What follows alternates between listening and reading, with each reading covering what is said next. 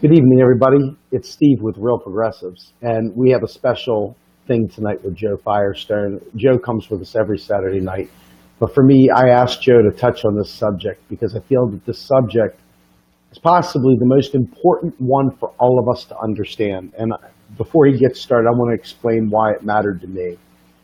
As we go for the next crop of progressives, as we start to try to support the next wave of people, be it new progressives coming into office around the country, or whether it be our next president of the United States candidate that we all suddenly fall in love with. We don't understand and we cannot articulate exactly what neoliberalism is and hold fast that we will not support neoliberalism for any reason. It is to be fought harder than you fight Republicans. It's to be fought harder than you fight Democrats. It's to be fought harder than any other thing that you know of today. So when people try to tell me that it is it's just a lesser of two evils thing, you're wrong. It is the evil. It is the ultimate evil.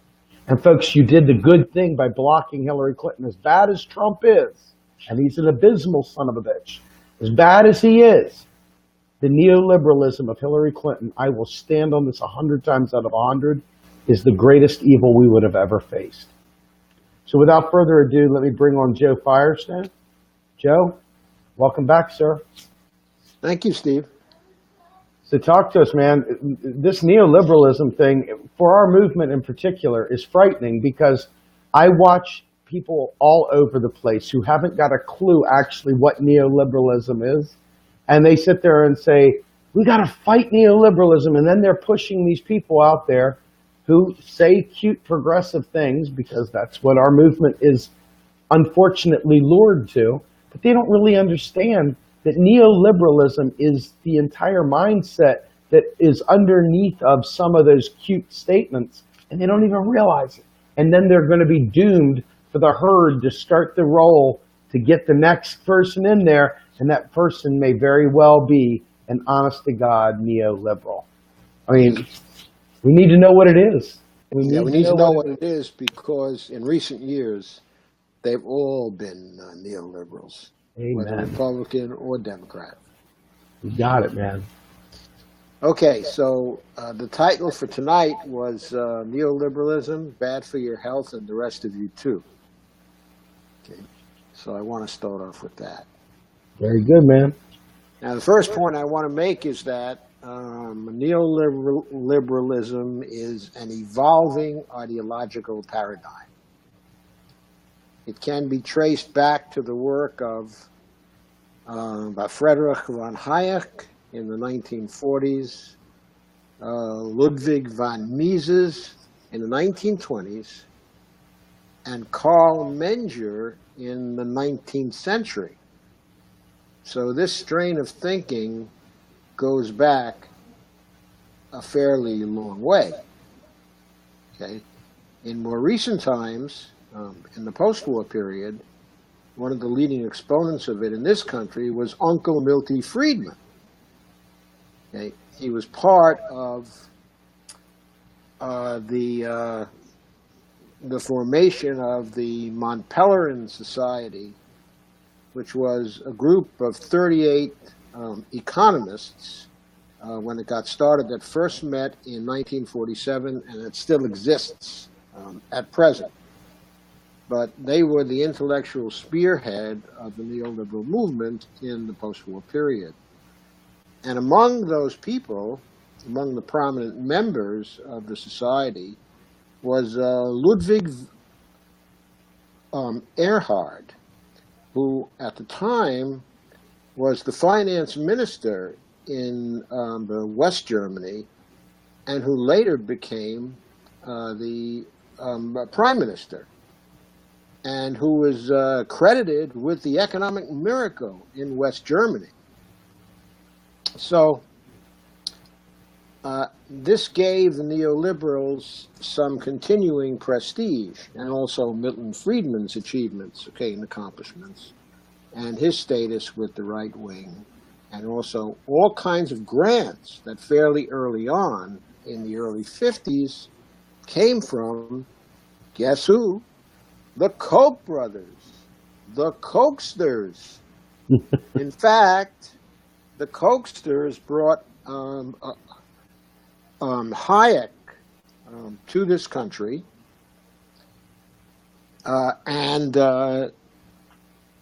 gave him grants and gave him a place to sit in his old age, but whereupon they advised him, in spite of his philosophy, to take advantage of Social Security and later Medicare, in spite of the fact that in principle he was opposed to it. They just told him, just ignore the principle and take that stuff. Everybody else is getting it. It's great.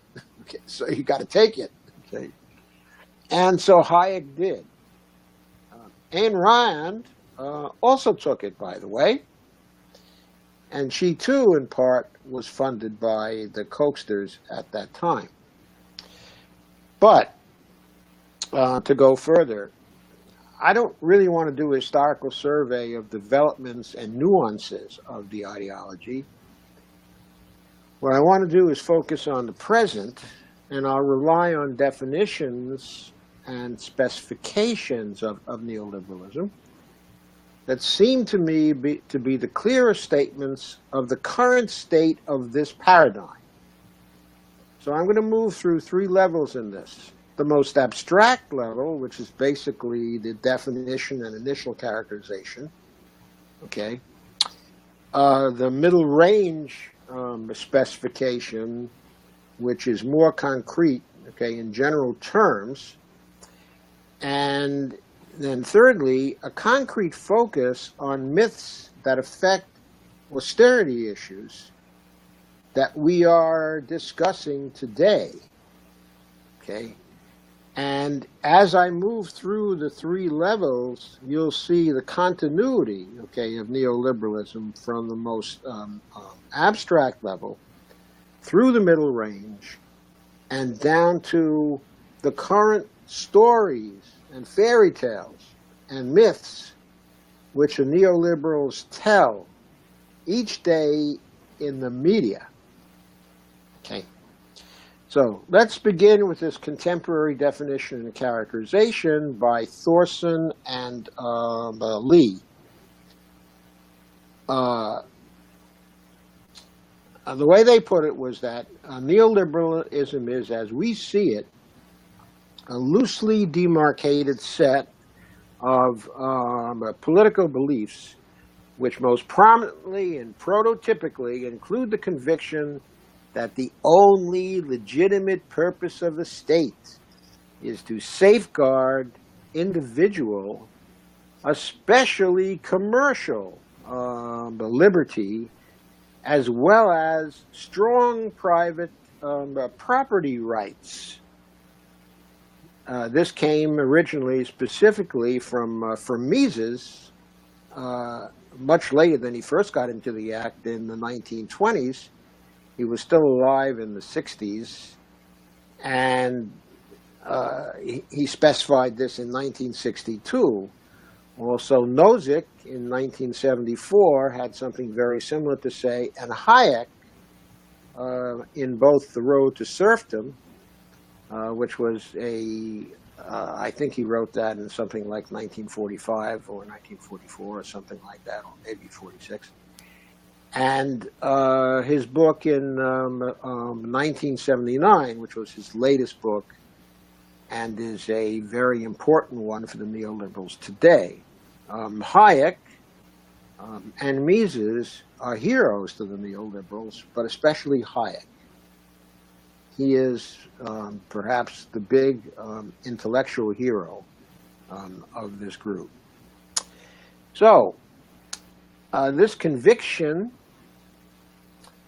that is the conviction, okay, of neoliberalism, usually issues in turn, say Thorson and Lee, in a belief that the state ought to be minimal, or at least drastically reduced in strength and size, and that any transgression by the state beyond its sole legitimate purpose, okay, is unacceptable. Remember, that legitimate purpose was to safeguard individual, especially commercial liberty, as well as property rights, private property rights. Okay? So, what that means, of course, is that when the state does any regulation of business at all, it's infringing on the property rights of business. So it's contrary to neoliberalism. According to the ideology, it's prohibited for neoliberals to sign on to anything like that. Okay? Of course, according to them, the federal government is far, far, far too large. And the sentiment that what we want to do to the federal government, okay, is to shrink it down and drown it in a bathtub. That particular sentiment is at the heart of, of neoliberalism. So it has something of a libertarian aspect about it. It has something in common with the libertarian views in that respect, in terms of what they want to do to government. Now, to go on with what Thorson and Lee had to say, these beliefs could apply to the international level as well, where a system of free markets and free trade ought to be implemented as well. The only acceptable reason for regulating international trade, say they, interpreting neoliberalism, is to safeguard the same kind of commercial liberty and the same kinds of strong property rights which ought to be realized on a national level. So to paraphrase that, again, the emphasis is on safeguarding commercial liberty, and by commercial, they seem to mean the rights of businessmen as opposed to the rights of labor engaged in economic activity and the rights of consumers engaged in economic activity. They don't seem to care about those rights. What they seem to care about is that kind of property. What they seem to care about is only the property of business people engaged in commerce. Somehow, this particular difference gets lost in the ideology. It's never explicitly stated. But whenever they do something that's more specific in character than these grand ideas, they're always constraining the liberty of consumers and constraining the liberty, of workers to join together in unions, for example, in favor of the liberty of business people to do what they like. Okay? So, with respect to international trade, what they believe in is free markets and free trade. But then, as we shall see, they go about through trying to protect property rights, in international markets.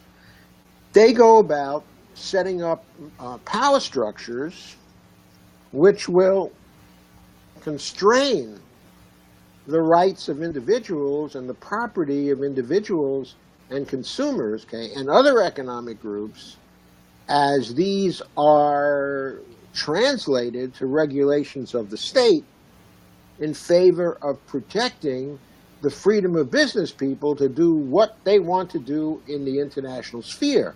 So according to them, of course, the United States should not be intervening in disputes between private companies, the multinational companies that are based here, and say the government of Ecuador, acting on behalf of consumers and workers and people concerned over the environment,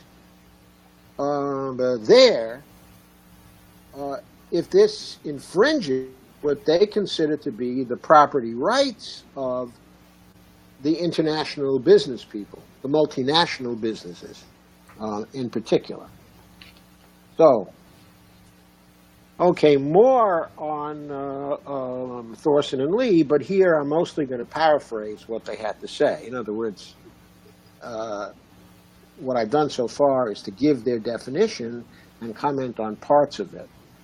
But now I'm going to go ahead and to characterize a little more and occasionally quote a little.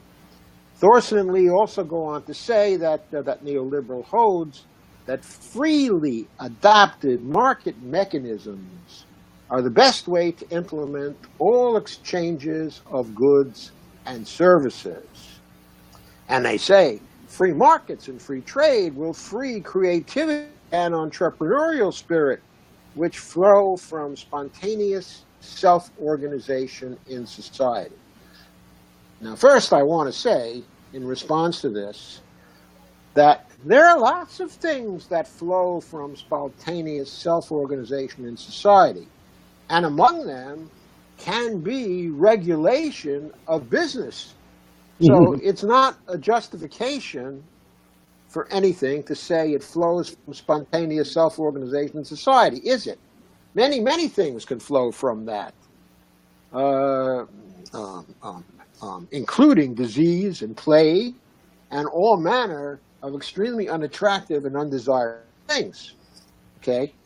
Now, apart from that, of course, all of us want to see creativity, okay, and entrepreneurial spirit nurtured and supported in some way, and this is, I think, part of public purpose to see this happen in society. But I doubt that it's a part of public purpose to see this happen at the expense of other values, such as our health, democracy, okay, and many other things that are parts of the idea of public purpose.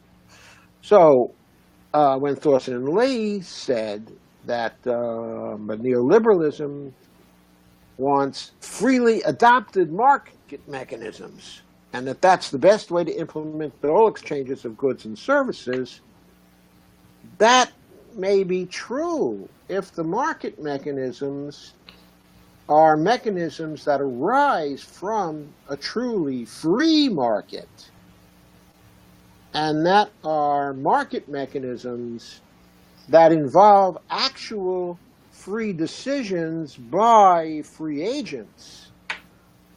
But even if that is true, and even if that is correct, it is no justification that the market mechanisms that are adopted in the international sphere, okay, or in the domestic sphere, that involve the overweening influence of business interests, that those market mechanisms are freely adopted. Some of the business people involved may be freely adopting them, and they may highly favor them, but consumers and workers and just ordinary citizens in society may despise these particular market mechanisms.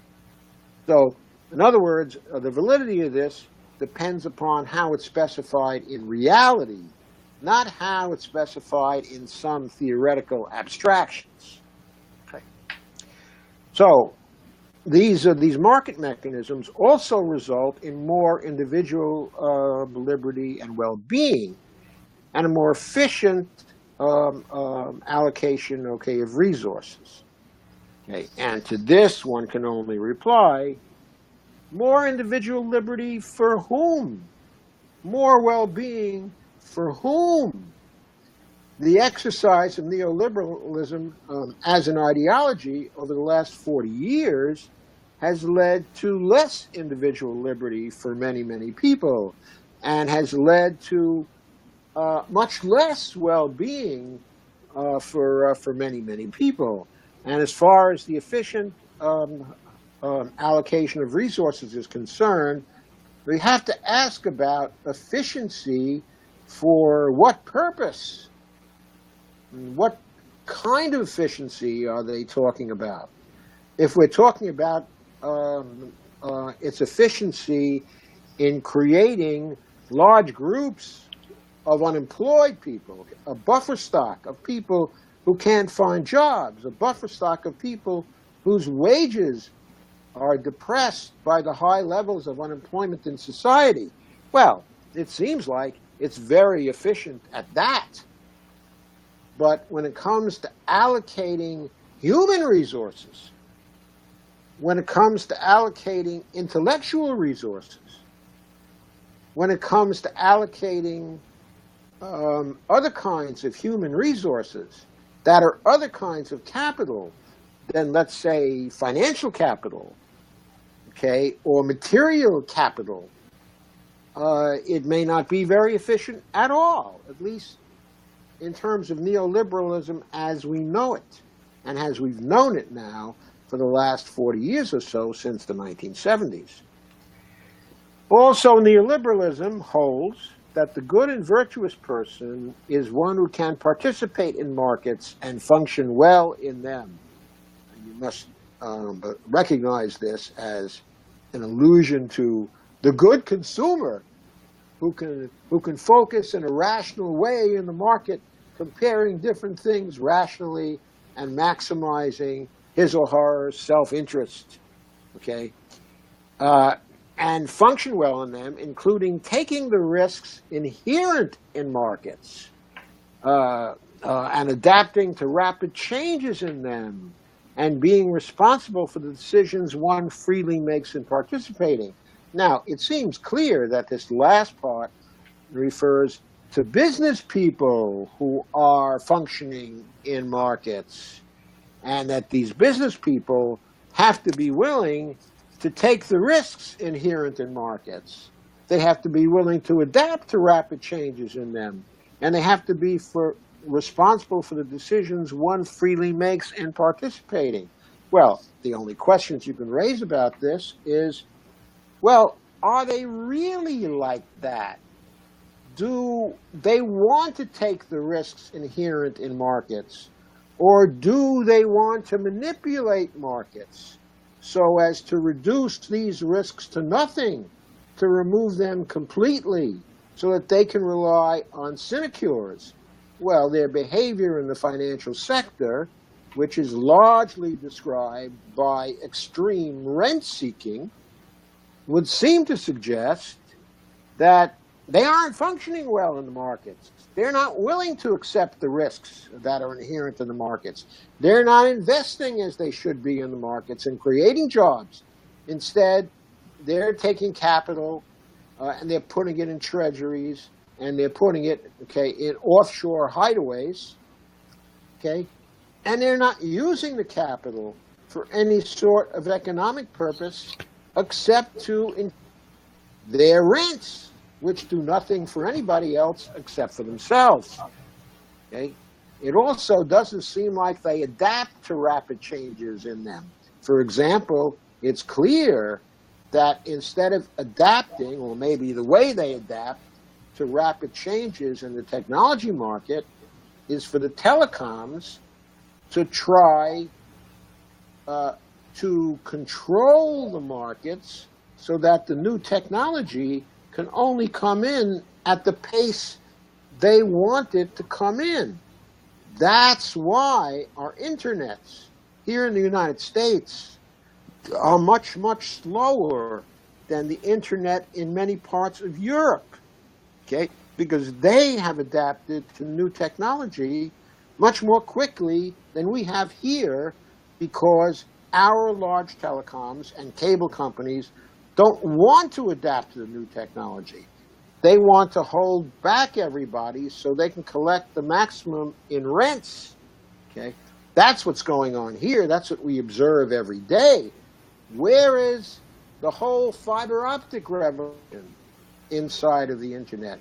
Just beginning to happen. Well, it happened in Japan a long time ago. Okay, it happened in other countries a long time ago. Why are we supposedly the leading technology company in the world?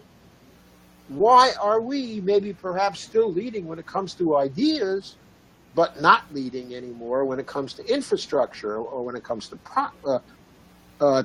process?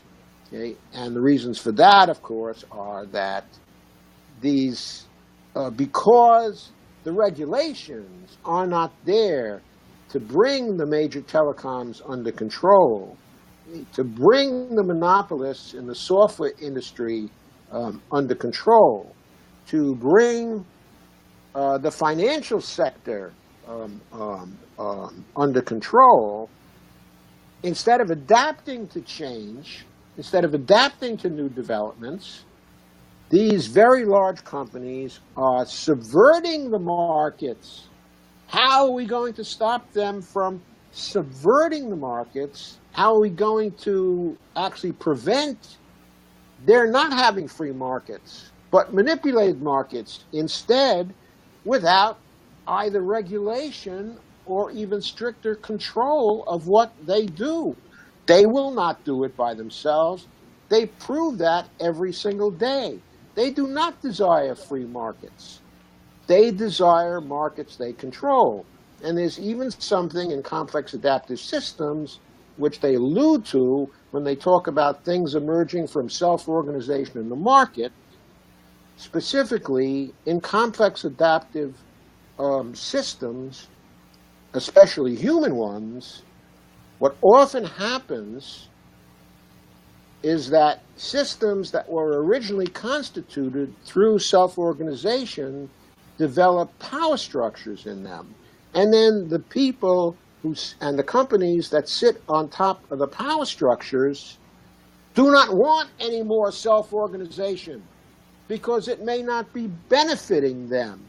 And so instead of a normal complex adaptive system, this becomes a Promethean complex adaptive system where just a few at the top are controlling the benefits of fire from the gods by managing the rest of the system, so not much self-organization at the bottom actually takes place. In the political sphere, I've referred to that before as the iron law, okay, of oligarchy. And the idea of what a Promethean system is comes from myself and also Mark McElroy, okay, a previous collaborator, okay, of mine. But so there is something in complex adaptive systems theory that addresses what has happened in our supposedly free markets, and that explains why they are no longer free. And in a nutshell, this is the operation of the dynamics of the iron law, not just in politics, but in economics also. So, as far as the decisions one freely makes in participating are concerned, not all of these decisions are freely made. Once you have a Promethean complex adaptive system, yes, there are all kinds of environmental constraints on actors in those systems that channel their decisions and make them less than decisions that one freely makes. The idea that one is freely making decisions in a market structure that is hierarchically structured is a myth. The environment is already structured in such a way that one's decisions are channeled in particular directions and can't go outside of those directions. So, the whole idea, okay, of neoliberalism about the good and virtuous person seems to be mythology.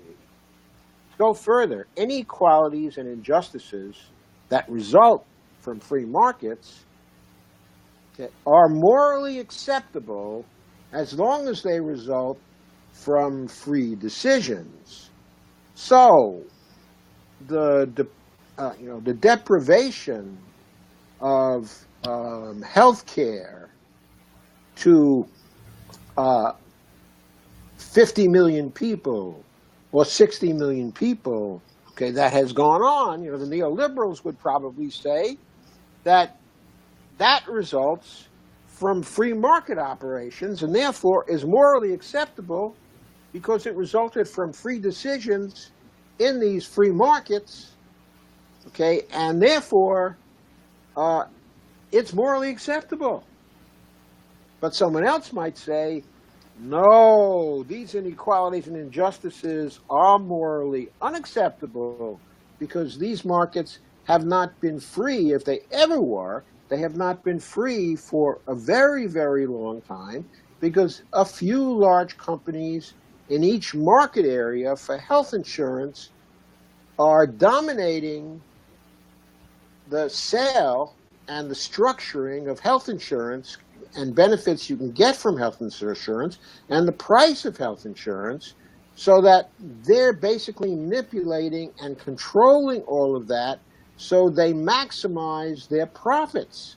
The maximization of profits there is not coming from free competition. It's not coming from free markets. And the supposedly free decisions of individuals, as the Republicans say, we want to maximize free choice in today's health insurance markets. When the Republicans say that, they are being totally hypocritical, because if what they mean is that there won't be any government alternative in those markets, there won't be Medicare for all, because there has to be a free market, what they're saying, because there are no free markets, is that the health care you get, if you get any at all, at a price you can afford, is going to be the health care dictated by the oligopolistic health insurance companies. That's what an opponent would say. And therefore the opponent would say, this doesn't result from the free decisions of the consumers in that market. It may result from the free decisions of the monopolists in the market, but not from the free decisions of consumers in the market. They don't have any free decisions. They have a limited number of choices. All bad for many, many years now. And the more freedom which those oligopolists get, the less free choice the people who supposedly have free choice under the Republican plans are going to get. In the end, it's a free choice of how you would like to die. It is not a free choice related to how you want to live. As Alan Grayson said, don't get sick, but if you do, then die quickly.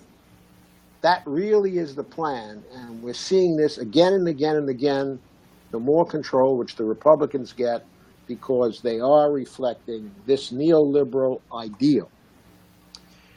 Okay, so to go on, Thorson and Lee would say also, okay, additionally, the neoliberals say it is morally depraved to demand that the state should regulate the market or make any reparations to the unfortunate victims of its operations, the losers in free economic transactions.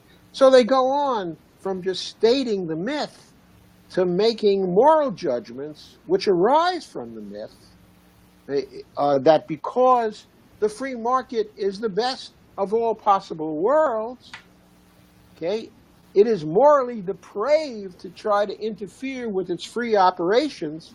Well, the only thing I have to say about that is it may be morally depraved to interfere with the operations of a free market, but it is not morally depraved to interfere with the operations of a manipulated market and a controlled market and an oligopolistic market in order to try to gain social justice from the monopolists and the oligopolists. That's not morally depraved at all.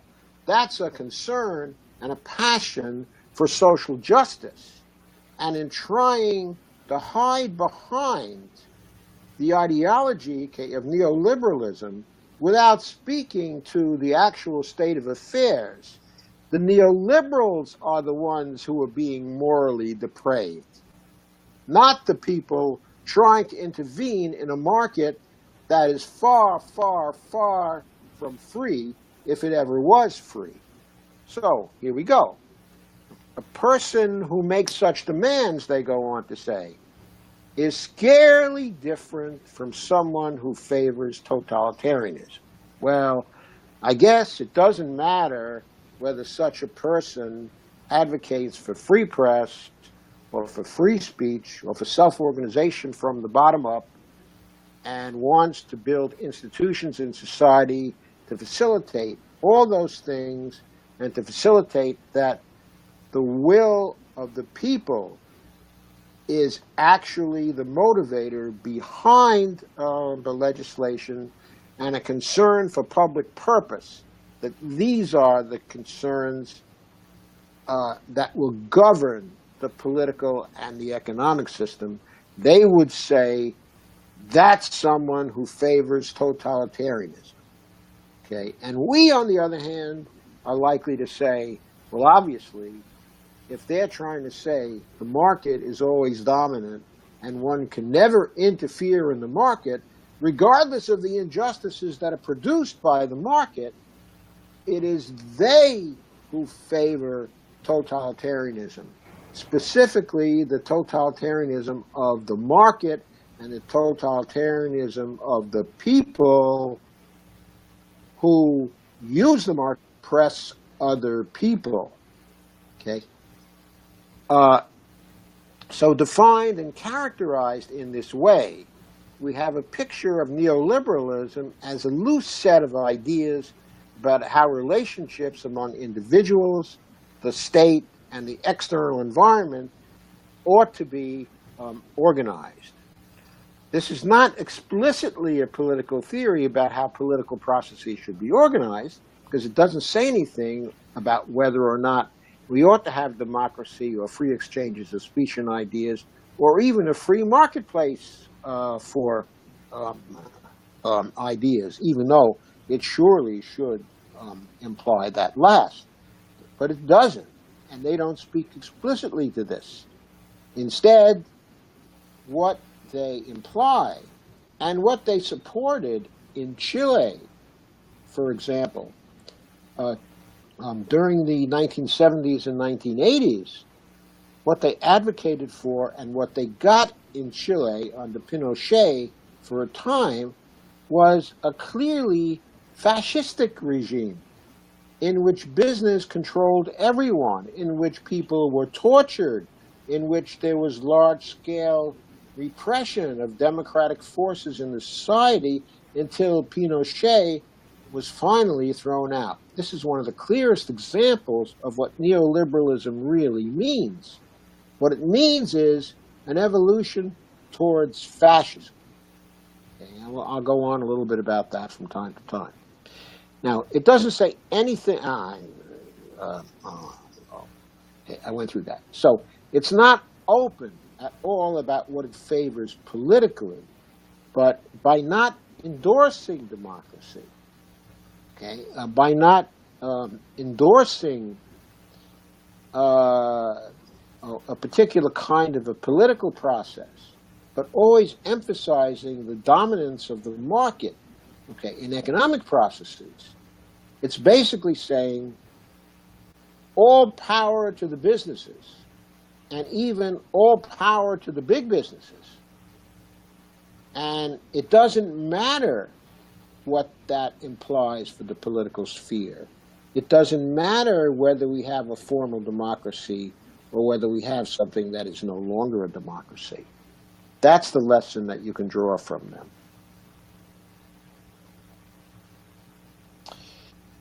So David Harvey in 2005 said, neoliberalism can be practiced under autocrats as well as in democracies, and that as much as possible of social activity ought to be left to freely chosen individual participation in markets, and that as little as possible should be subjected to political processes.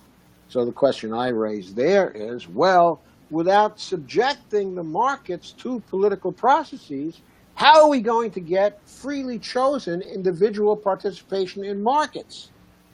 The individuals who are the consumers in markets certainly need to have consumer protections and consumer freedoms. and need to have a structure which protects them against the manipulations by the oligopolists in business and people with market power, that is, with power to actually subvert markets, because actually it's always in their interest to subvert markets. So they're always going to try to subvert markets. They're always going to try to maximize their profit. Gods they recognize are profit and control of the economy and control of their areas of the economy. So how are the rest of us going to be able to have freely chosen individual participation in markets? We can't without the markets being subjected to political processes. Neoliberals, Harvey says, are often portrayed as skeptical about democracy. Neoliberal reforms ahead of democracy in democratic processes. You bet he's dead on about that. That is what they do. Look at the trade agreements they favor. In the trade agreements, there's always investor-state dispute settlement clauses or sections. These set up international courts of arbitration staffed by corporate lawyers who will make decisions concerning grievances the same multinational corporations they work for have against national governments. And then, by these agreements, these courts are given the power to impose decisions on the national governments, even though there's no democracy at all involved in these investor-state dispute settlement operations, in these arbitration tribunals. Where the democracy is it's at the lower level.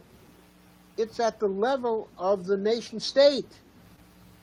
It's not at the supranational level. There's no democracy at the supranational. There's no world government which is a democratic government. Okay? So, they believe that when democracy and democratic processes are likely to interfere with individual commercial liberty, then democracy ought to be replaced by the rule of experts or legal instruments enabling that rule. Take, for example, the Eurozone inside of the EU. Who dominates the Eurozone? Well, in large part, technical experts, supposedly, from the International Monetary Fund.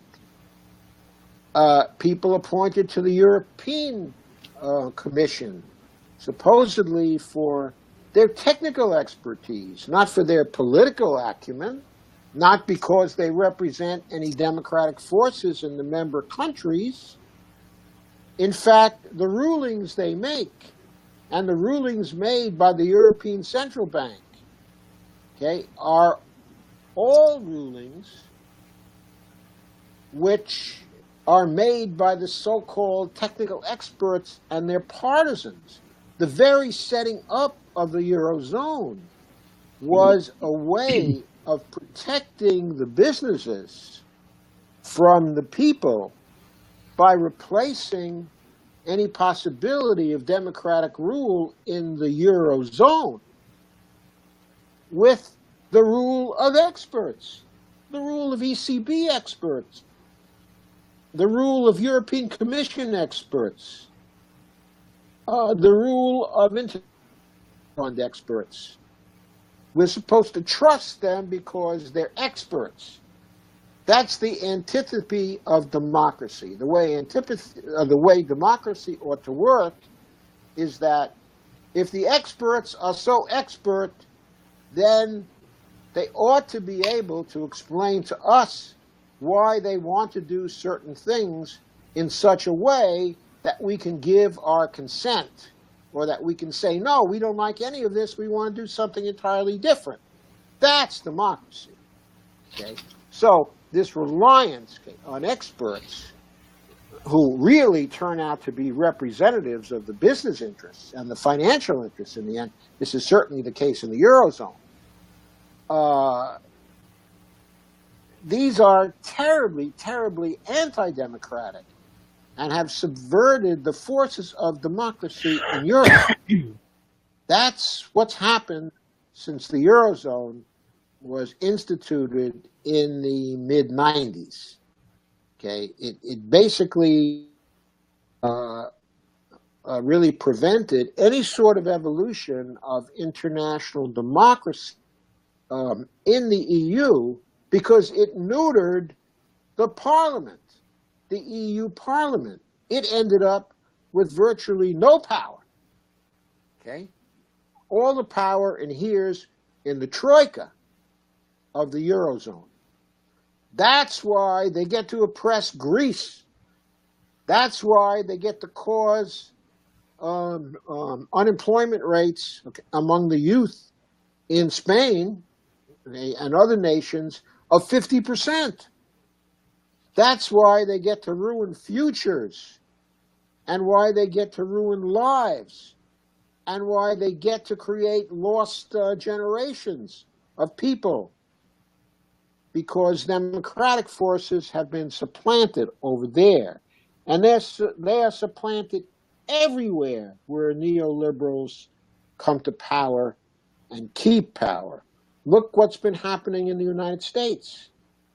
Since Reagan took over and neoliberalism came into full flower, we see greater and greater degrees of inequality and lesser degrees of democracy, to the point where in recent years the wealthy corporations and individuals have been subverting the political processes and the electoral processes and gaining control of those processes through special interest groups they fund, through voter suppression, through various other mechanisms to end our democracy or make it an empty, formal shell that means nothing, just as democracy under the Soviet Union was just a form and meant nothing, just as democracy in China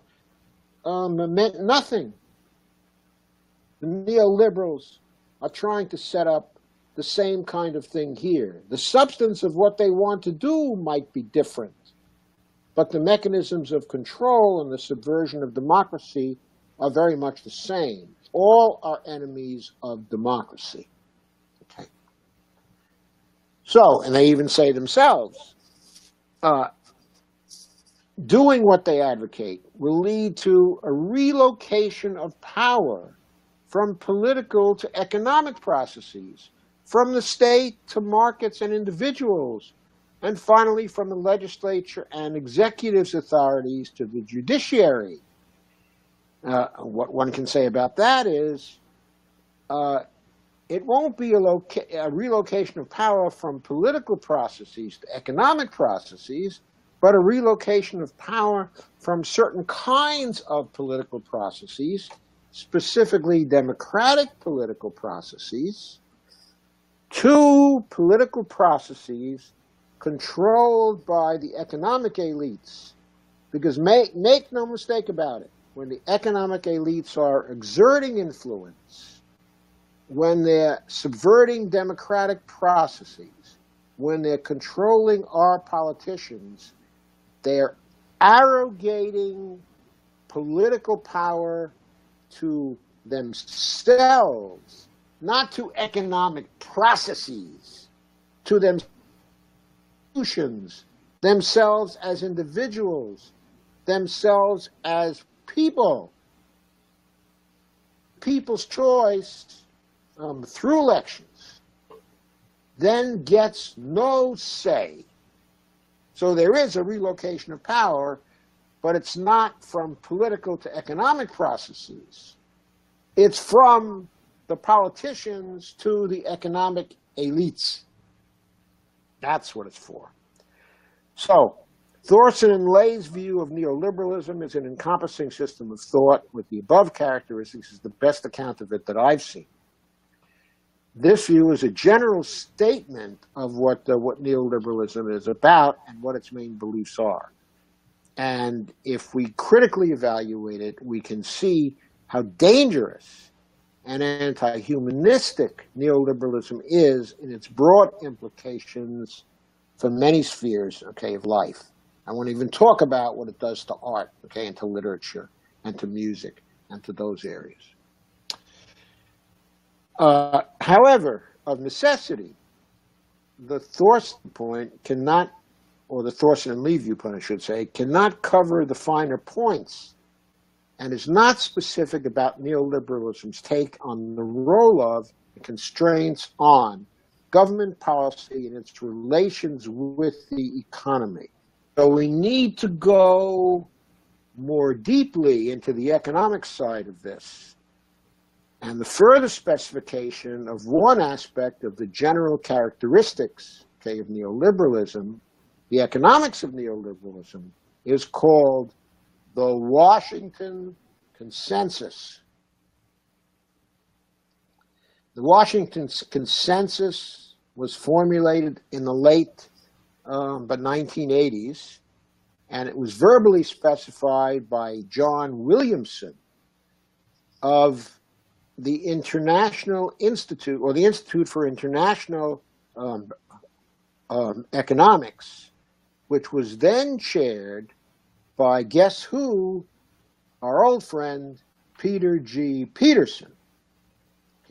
This was before he got to be a many times billionaire off the stock market in the middle years of the 2000 to 2009 period. So,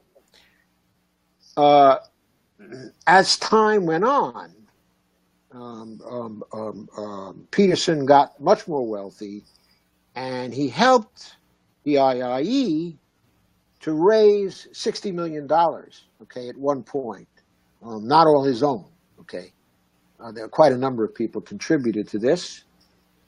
And so, as a result of this, when Peterson, who had been the chair of the IIE, retired from that and went to take the greater care of his other interests, the name of the IIE got changed to the Peterson Institute, for International Economics, the PIIE, and that is the situation today.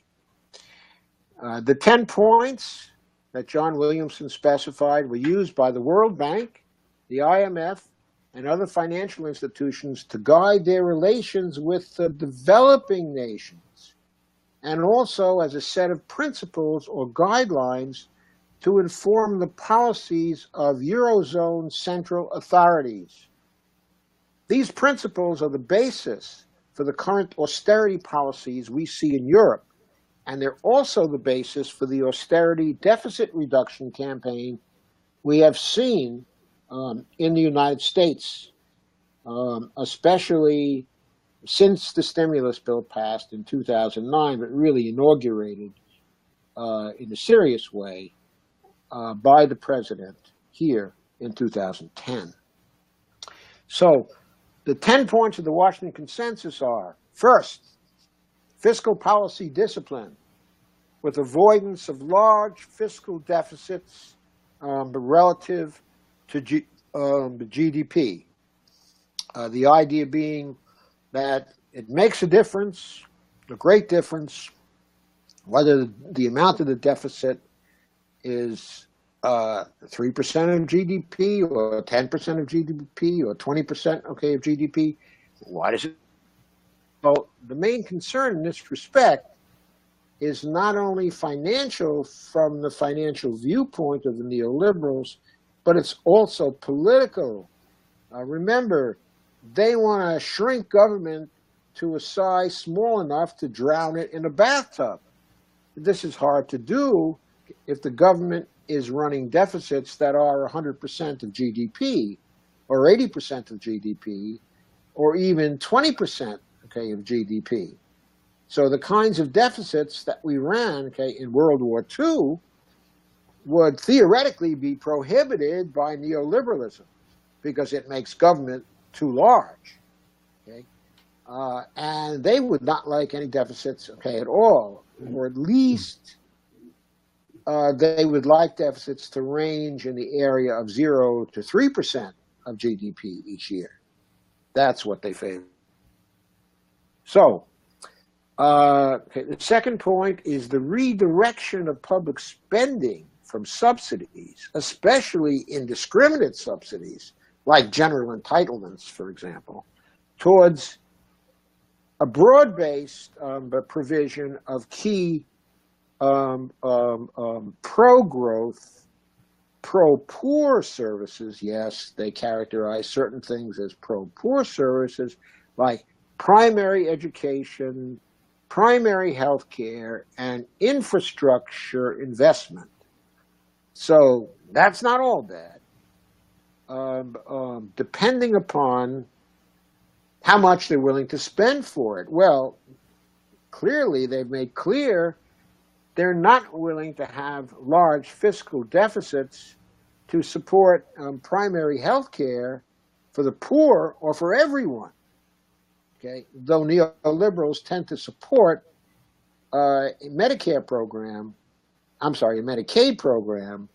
more often than they support, okay, a Medicare program. Why? Because the Medicaid program is targeted, okay, on poorer people.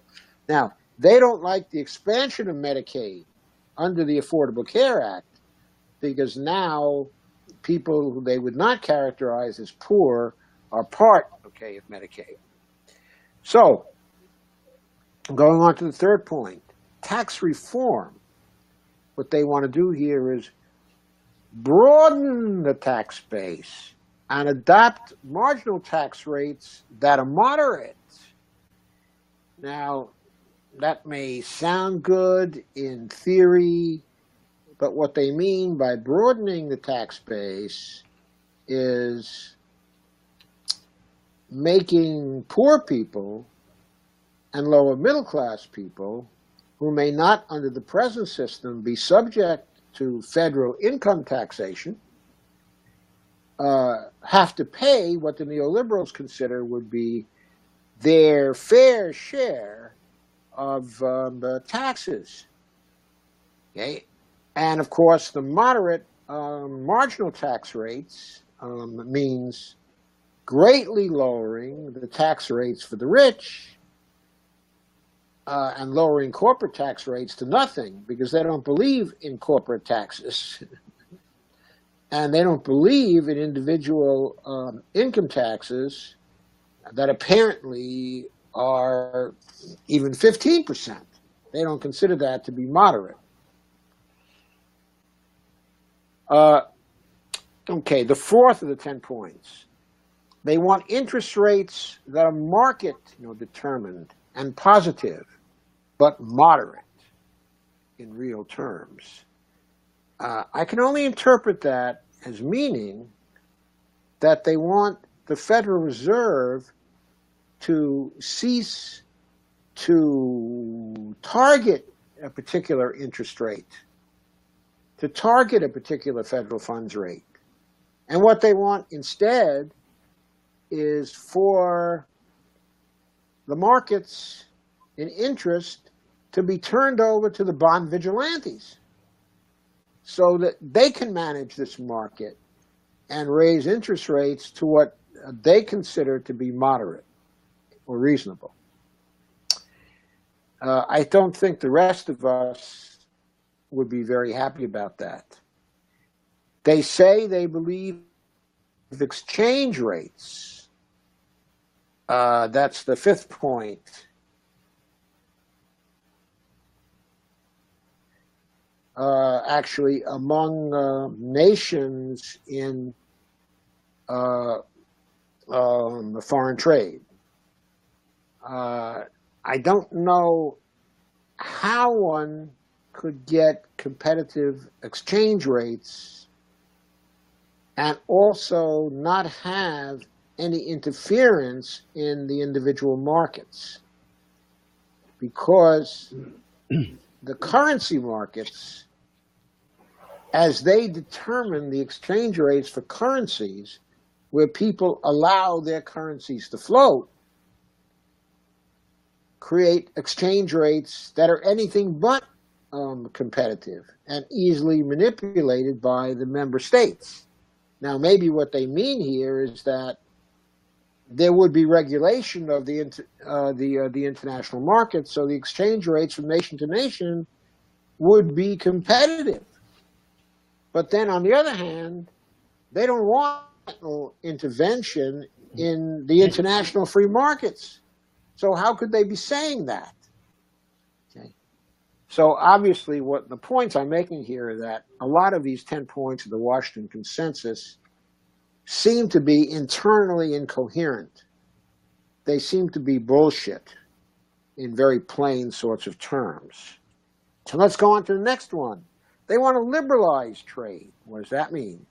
They want to liberalize imports with particular emphasis or elimination of quantitative restrictions on trade, licensing, for example, and other things that place quantitative restrictions on trade. One neoliberal, who's generally considered to be a neoliberal, Warren Buffett, had a trade plan in which he wanted to establish quotas among the nations. Trade would be balanced because there would be a system of giving credits to each nation depending on reciprocity, okay, of trade, thus over time forcing a balanced trade pattern. But of course, to do anything like this would seem to go against neoliberalism, where Buffett is generally thought to be a neoliberal, because the neoliberals say no interference in the international market. So it seems like it would be very difficult to get a liberalization, okay, of imports with the kinds of currency manipulations that we have today, okay, in international trade. So they want any trade protection to be provided by low and relatively uniform tariffs. And so the trade agreements that we have implemented since the 1980s, okay, are trade agreements that try to get tariffs as low as possible. And how has the international system responded to that? In other words, that has occurred. The formal tariffs among most nations are relatively low. But various nations within the international system have responded to that with currency manipulations, by pegging their currencies to the dollars, and by doing various other things, value-added taxes that are placed on U.S. goods in their nations that are quite high, that approach the level of tariffs before the trade deals were negotiated. Okay, they have these large value-added taxes they place on U.S. goods coming in. Okay, of course, we don't have any value-added taxes here, but we do have the low tariffs we negotiated with them. I mean, Trump said certain things that were right. I'm not advocating for fair trade deals in the sense of, balanced trade. I actually oppose that, okay, for various reasons, that I'll go into. But from the standpoint of the neoliberals, okay, getting low tariffs, okay, among all nations, allowing other nations to put in the currency manipulations and the value-added taxes, okay, has created a situation where they have great advantages in exporting their goods as opposed to the advantages we have in exporting our goods. Now, I think there are many other ways for us to compensate for that, but those ways are not ways in which the neoliberals would approve of. In other words, the ways to compensate for that here are to take the position that, well, the cheaper goods we get from them actually add to our real wealth. So what we want to do is use the monetary sovereignty power we have to have large deficit spending in this country in order to employ people, guaranteed.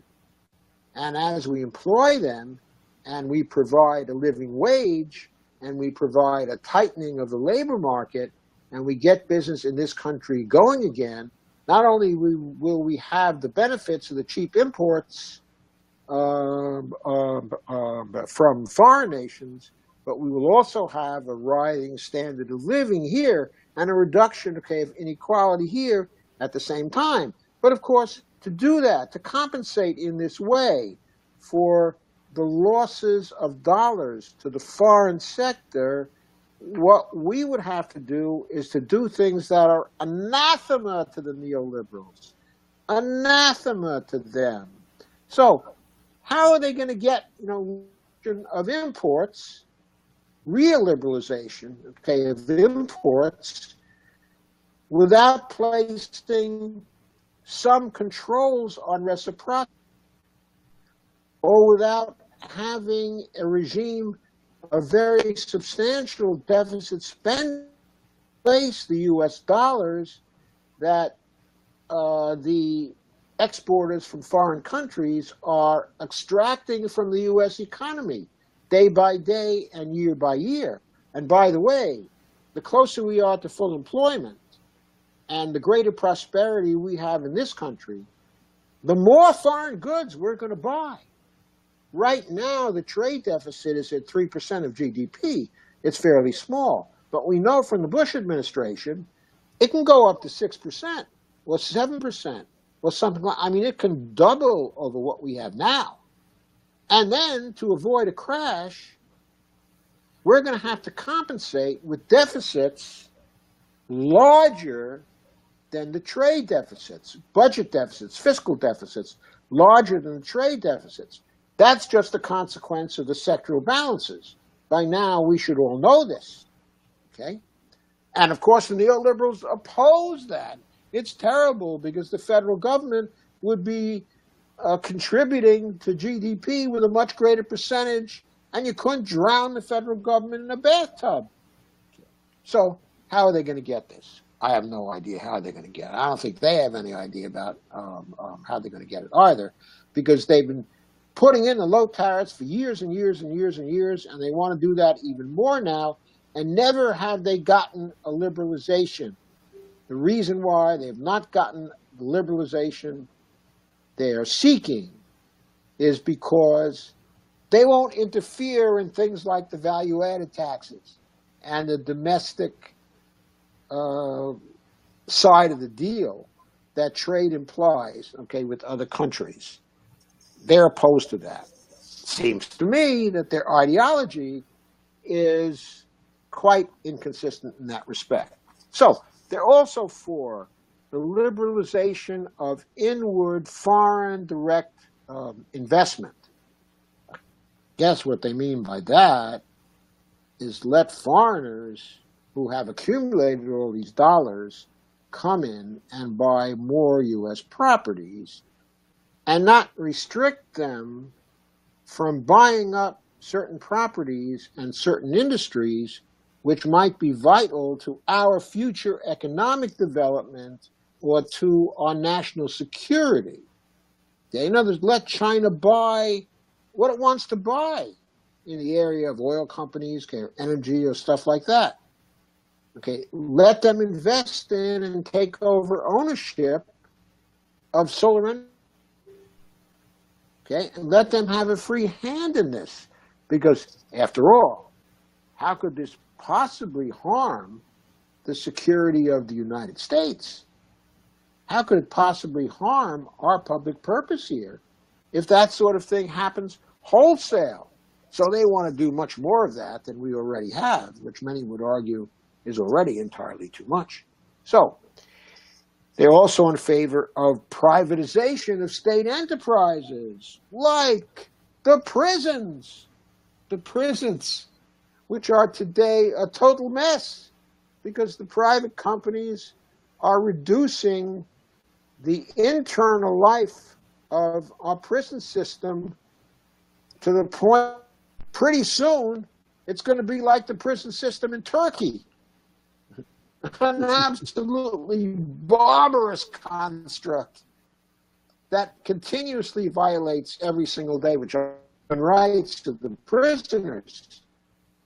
I mean, it teaches them great lessons for when they get out, if of course they ever do. For the private interests have their way in the privately run prisons, things will be fixed. So for various offenses the people commit in prison, they will never get out of prison at all because their time will be extended ad infinitum, as will the profits of the private prison companies. So, or the privatization of our water resources. They're very big on the privatization of our water resources. So, of course, they'll be encouraged to come in and buy up and pollute the water resources of all our towns and cities and all our regions. Okay? So, then they want also the ninth point, they want deregulation. Abolition of regulations that impede market entry or restrict competition, except for those justified on safety and consumer protection grounds and prudential oversight of financial institutions. So in theory, they state those things. They want to make exceptions for safety, environmental, and consumer protection grounds and oversight of financial institutions. But what happens in reality when they negotiate their international trade treaties? What happens then? Well, I'll tell you what happens. There's this front of the trade treaties, which have all kinds of exceptions for safety, environmental, and oversight of financial institutions and consumer protections, okay, things like that. The trade treaties are going to protect all those things. See, it's written into the trade treaties. But guess what has an enforcement mechanism, the ISDS courts, and what does not have an enforcement mechanism? The answer is rights of multinational corporations have an enforcement mechanism in the ISDS courts, but the clauses that relate to protections for safety, environmental, and consumer protection grounds and oversight of financial institutions, there's no enforcement mechanisms for violation of that stuff. And the ISDS courts are completely independent, so they can make decisions all the time, which are terrible for safety, environmental, and consumer protection, creating in these trade deals a further threat to environment and to the climate, creating a situation where you can see that these neoliberal international arbitration courts in reality are comprehensive death panels, even more than the death panel situation are, and the health insurance situation are. We know that the health insurance companies have their death panels, actual death panels, not fake death panels, a la Sarah Palin. But what's not recognized is that these international arbitration courts are also death panels because their decisions are terrible for the environment, for consumer safety, for the economy, and above all, for climate change. They're terrible for all these things, and they will hasten the death of the human race, perhaps even the planet, from the climate change threat we face now. We absolutely must not rein in, their deregulation focus. It isn't something we can tolerate right now. People can complain all they want about how this regulation or that regulation or the other regulation is irrational or has all kinds of costs or things like that. Fine. Let's do something about the regulations that don't work. I'm all for that. But when it comes to regulation itself, there cannot be a general predisposition or prejudice against it, as there are in these trade agreements. There cannot be an enforcement mechanism for deregulation that doesn't exist for the other things we value. We've already seen about how markets can only be kept honest and only can have a semblance of freedom if they are regulated markets. Markets by themselves cannot exist without regulation. Deregulation is an invitation to corporate control of markets and finally to fascism. That's what it is. And we cannot allow these deregulations in trade treaties and deregulation regimes at the level of our nation state to go forward anymore. We have to begin to pay attention to the damage that has been done by the deregulations actually begun by Jimmy Carter in the 1970s. Okay, so here's the question. Is the Washington Consensus dead? Hardly. It is said by many in Washington that it's dead now because of the crash of 2008, which in and the events since then.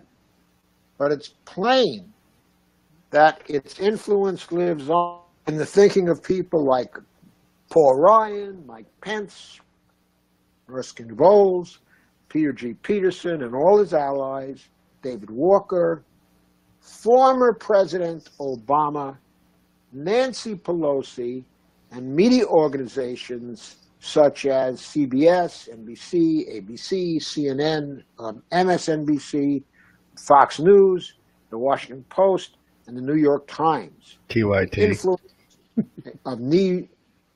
influence of neoliberalism is very, very pronounced there. It may be to a degree in TYT also, but at least in TYT, there seems to be a sentiment that justice for people is more important than markets. Okay, I think we have to give them that. So anyway, going further, many media commentators and reporters are also allied with these mainstream institutions because the commentators and reporters are employed by them. The think tanks around Washington, such as the Committee for a Responsible Federal Budget, the New America Foundation, the Brookings Institution, the so-called nonpartisan institutions, formed to influence the two major parties and even spawn a third party, such as the No Labels Organization, the Fix the Debt organization, and many in Congress, including the Gang of Eight, in recent years. These are all people that share the neoliberal doctrine. And make no mistake about it, they are not partisan. Because partisanship in relation to Democratic or Republican is a wholly invalid and very narrow way to look at the issue of partisanship. These institutions are partisan, whether they're nonprofit or not. And their party is the neoliberal party. Their party is guided by the ideology, of neoliberalism. They are corporates, They are corporate partisans. And as corporate partisans, they are against people partisans. We are partisan too. We are people partisans. And as people partisans, we are opposed to the corporate partisans,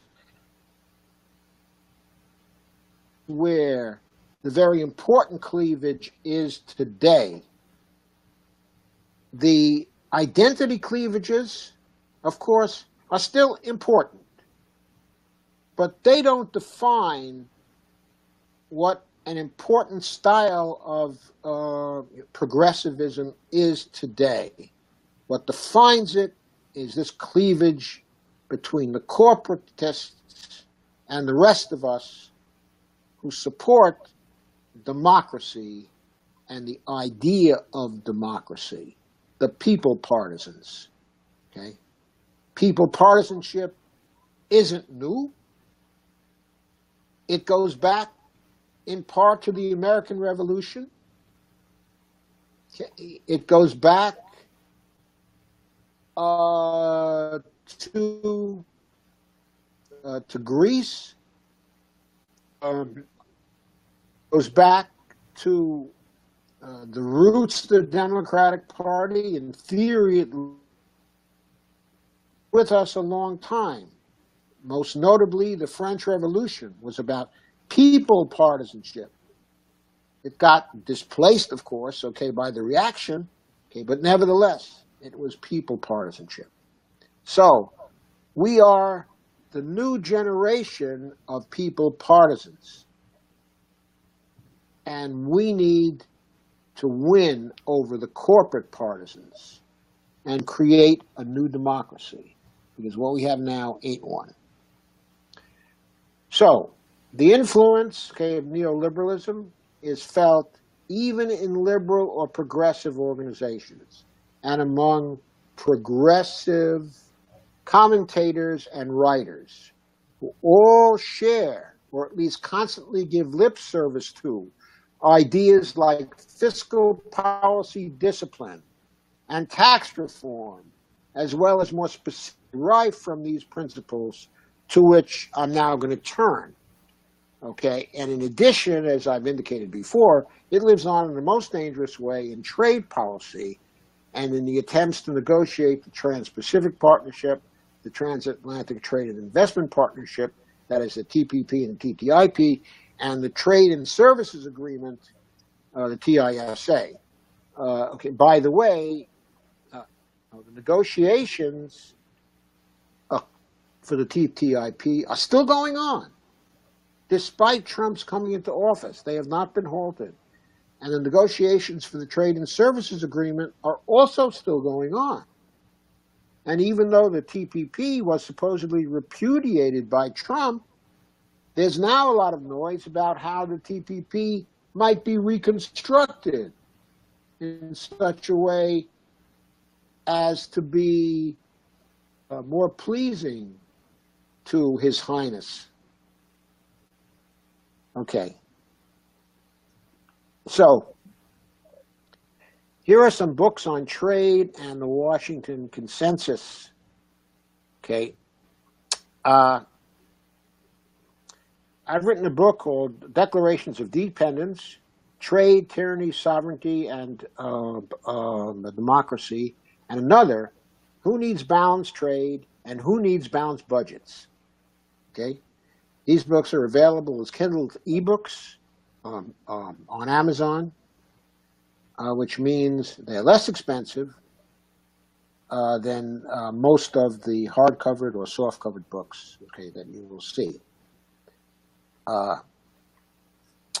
And you will learn also a lot about the Washington Consensus in trade from these books and manifested in the trade agreements.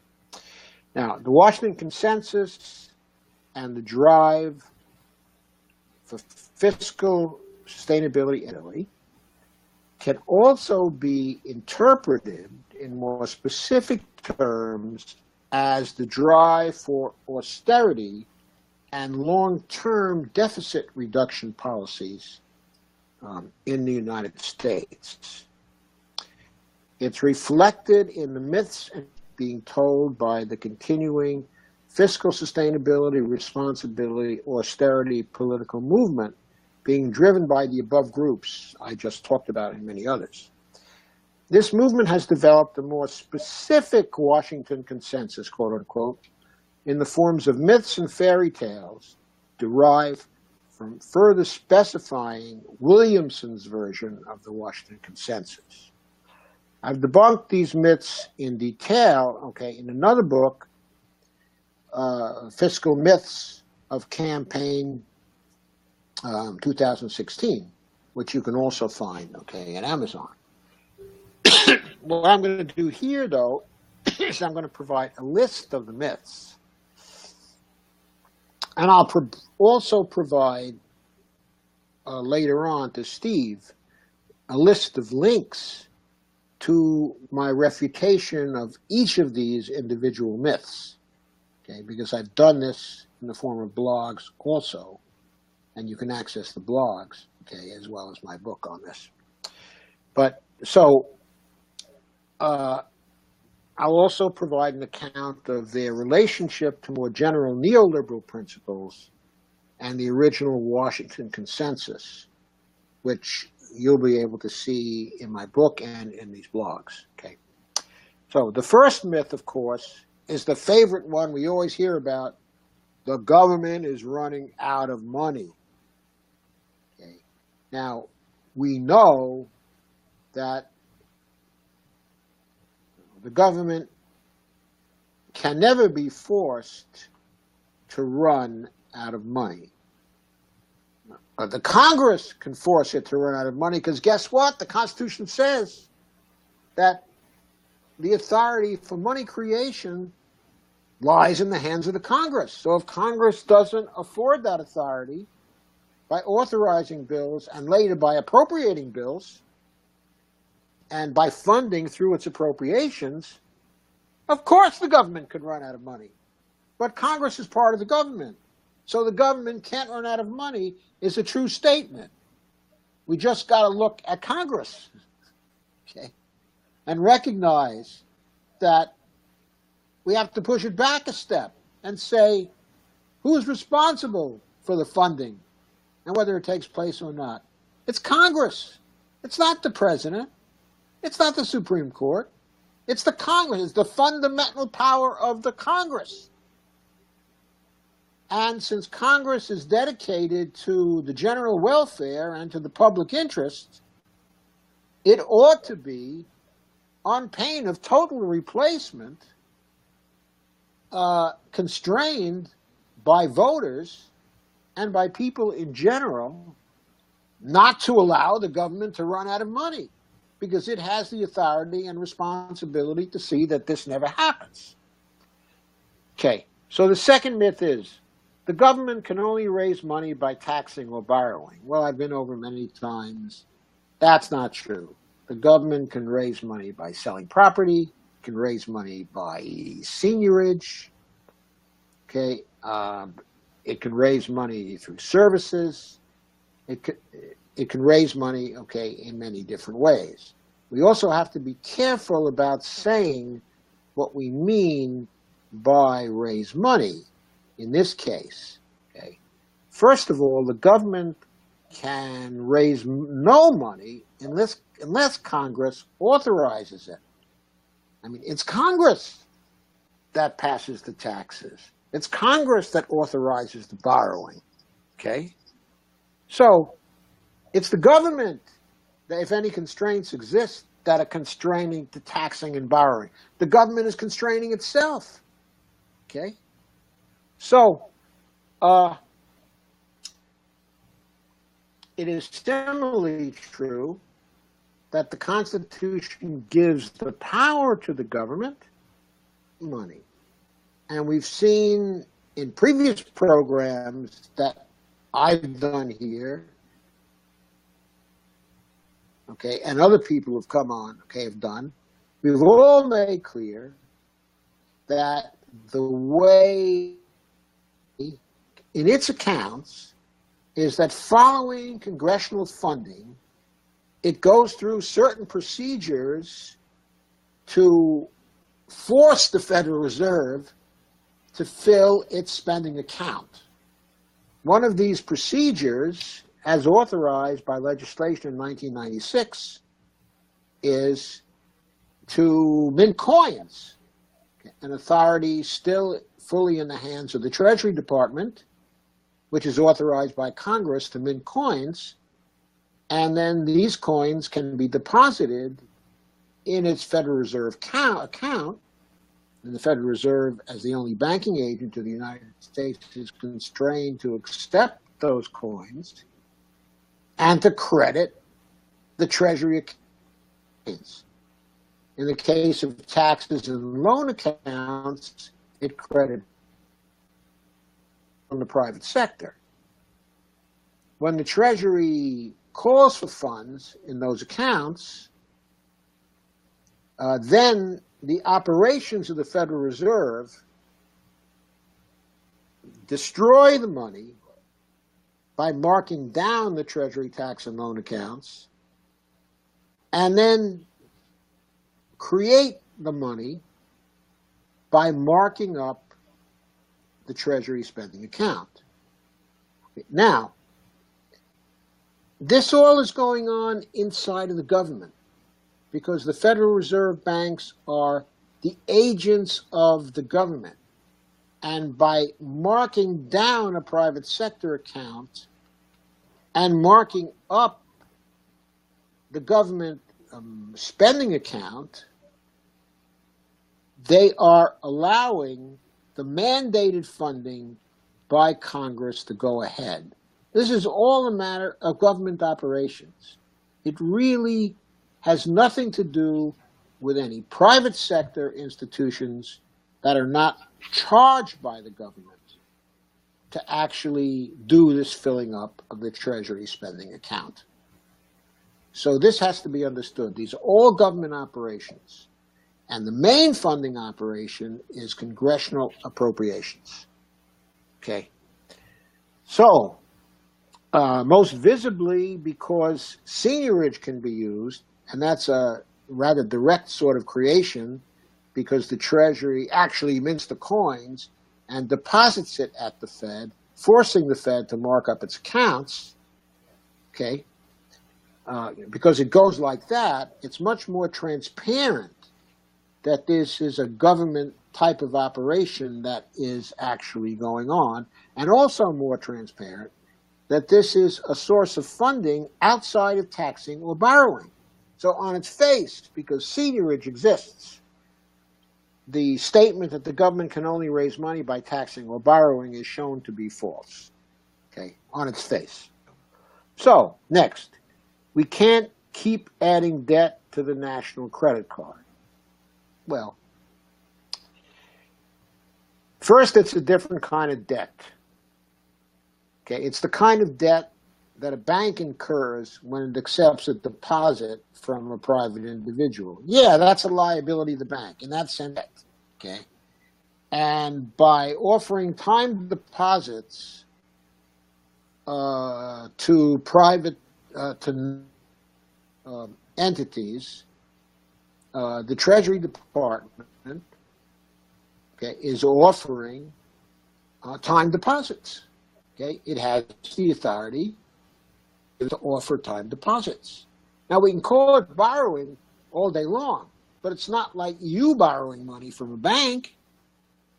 It's like the bank taking your deposits. So it's not like the kind of debt that we so fear. Okay?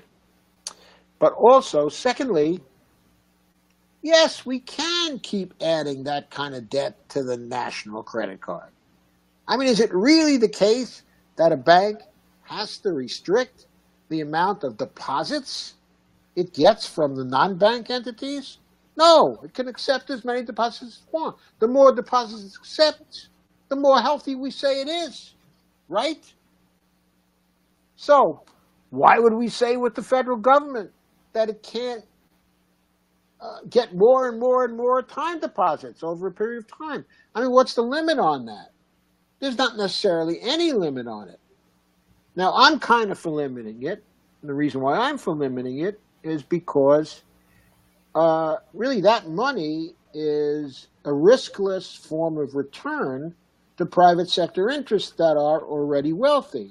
And so I think it exacerbates inequality, and I don't want to see the Treasury Department do that and then get blamed for it.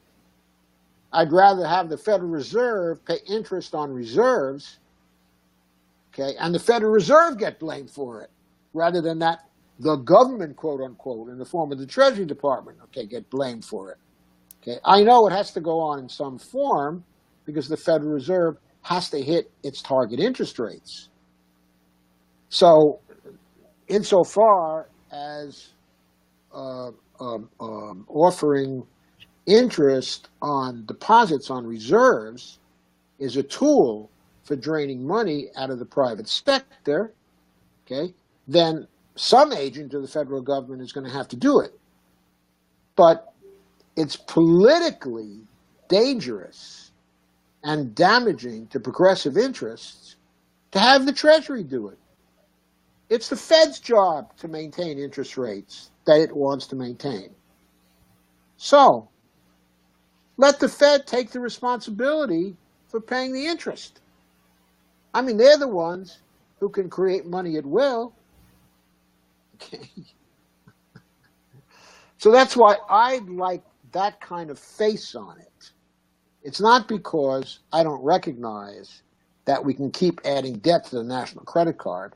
I mean, we have an unlimited power to create money to meet any obligations we have. So we can keep adding debt to the national credit card. But I don't want to see the Treasury Department keep adding a debt to the national credit card. I'd rather see the Federal Reserve just pay interest on reserves. Politically, it's a lot easier. Okay. So, our next myth is we need to cut federal spending and make do with no more money. Why? There's no shortage of money the Congress can create. Constitutional limitation on that money.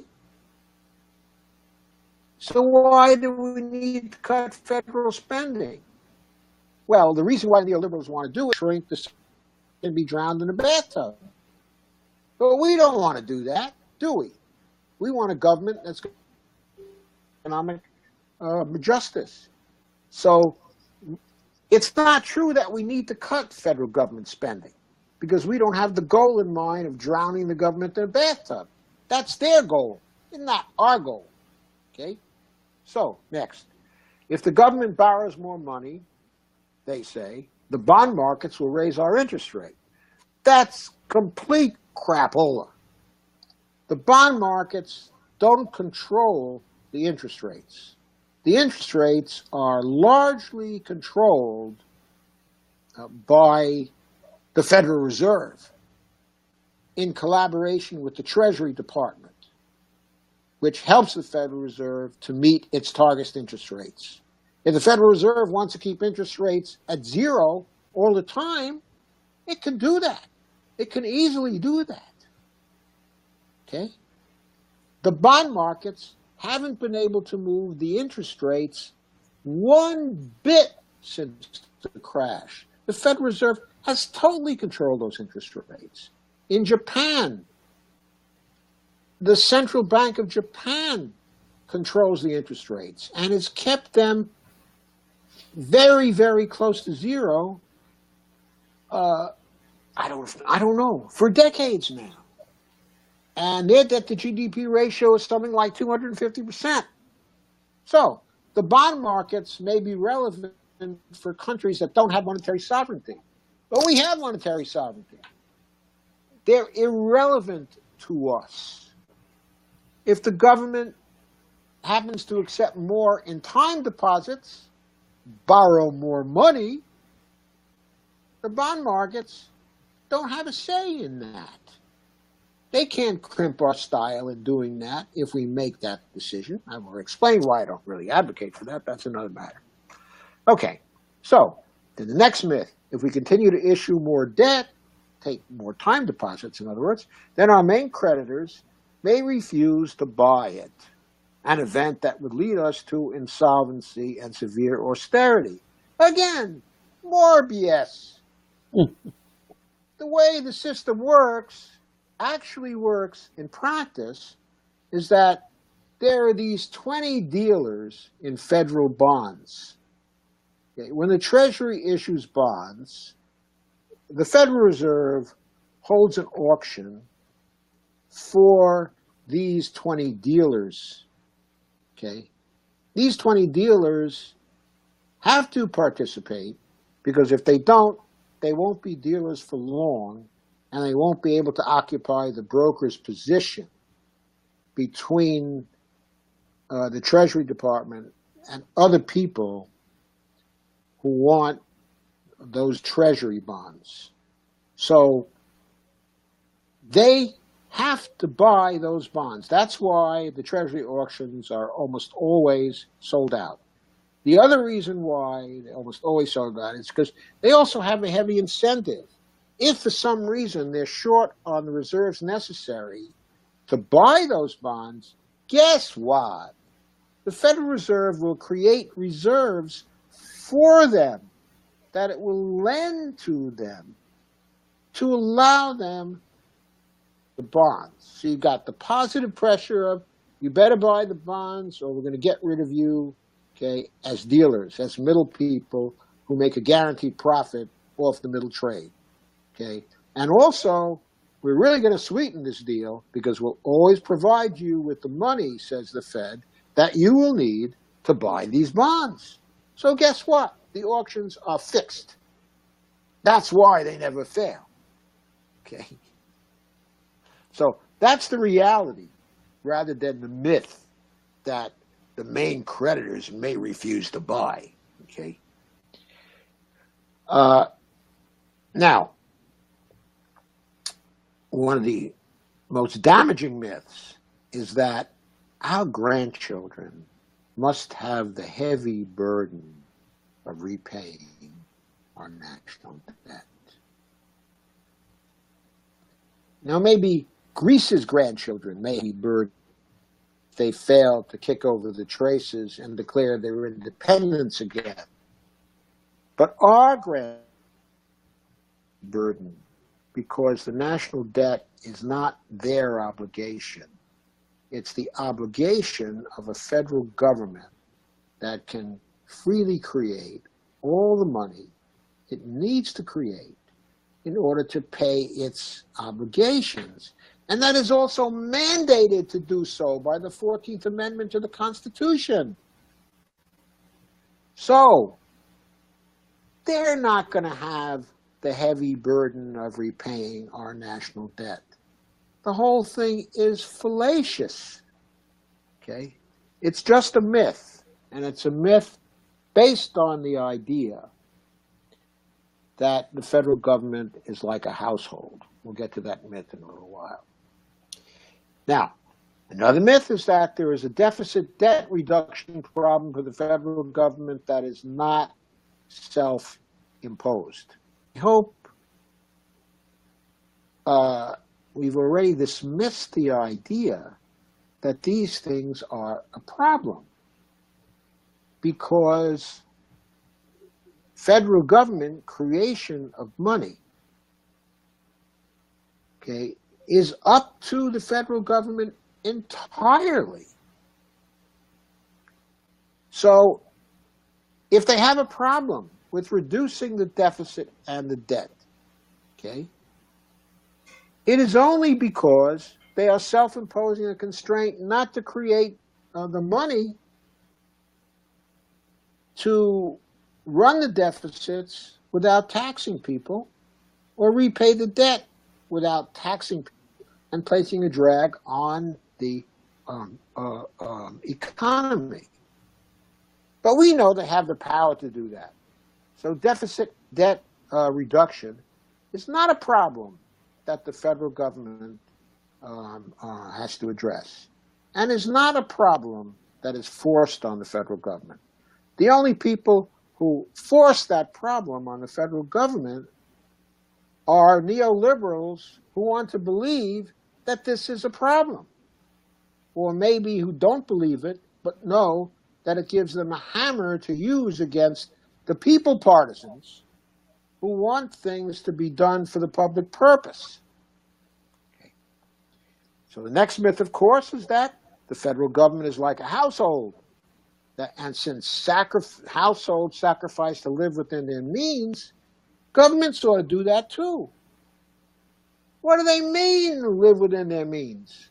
The federal government has the power to create as much money as it wants to create for every purpose. So the federal government doesn't have to live within its financial means because there are literally no financial means to constrain it.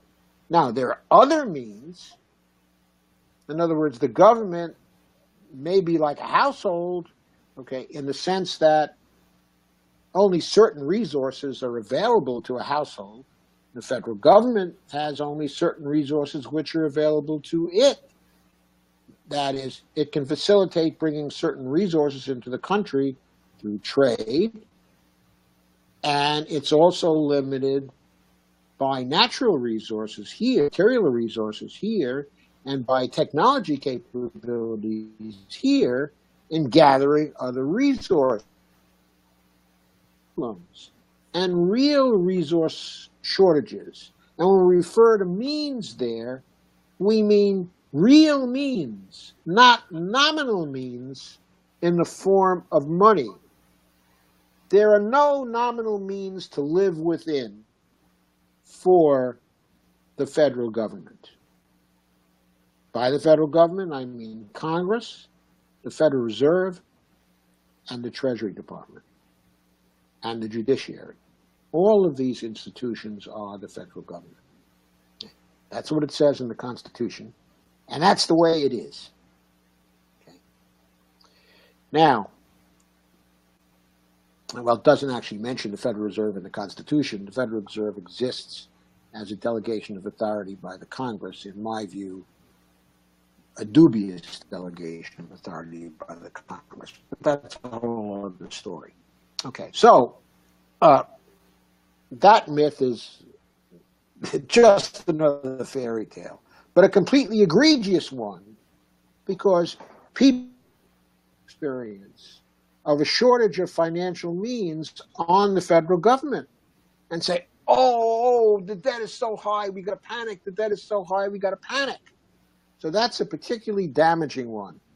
In the neoliberal writings, they systematically use the government is like a household kind of justification for trying to cut the heart out of federal programs.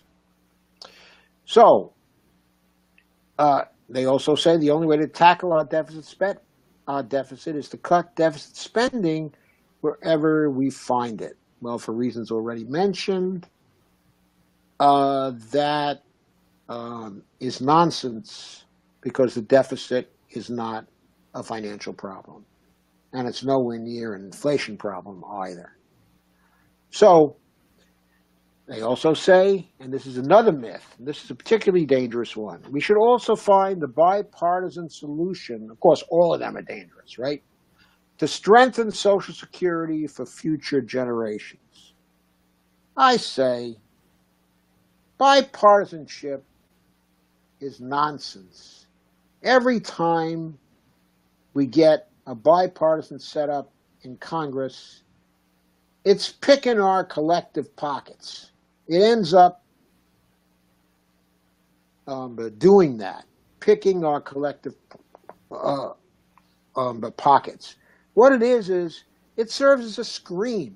If both parties go together on something, then one party won't attack the other for passing that thing. It's a political protection mode for the Congress people, so they don't have to be accountable for their actions. So what happens is the Democrats get some fig leaves for restricting programs that people need, and the Republicans get the real restrictions that they desire. Perhaps not as tough as the restrictions they want, but they get restrictions that harm people and even kill people in certain instances. So bipartisanship is bunk. when the People's Party gets in there, none of it should be bipartisan. All of it should be for the public purpose. Okay, and if there are any Republicans who want to join in, okay, then let them. When was bipartisanship in flower in this country? When did we see more bipartisanship, okay, than at any other time? After Roosevelt practically destroyed the Republican Party with successive elections, okay, and after the Second World War, okay, then when the Democrats started dominating Congress again and had big majorities in Congress for for 40 years, actually. It was 40 years they dominated Congress. Okay. Then there was bipartisanship because it benefited the Republicans to have bipartisanship. Okay. And the Democrats liked the idea because it's so liberal to have everybody compromising, everybody happy. It was all about community in the Congress. Everybody was good. Okay. And so got a wonderful reputation as the fair way to do things.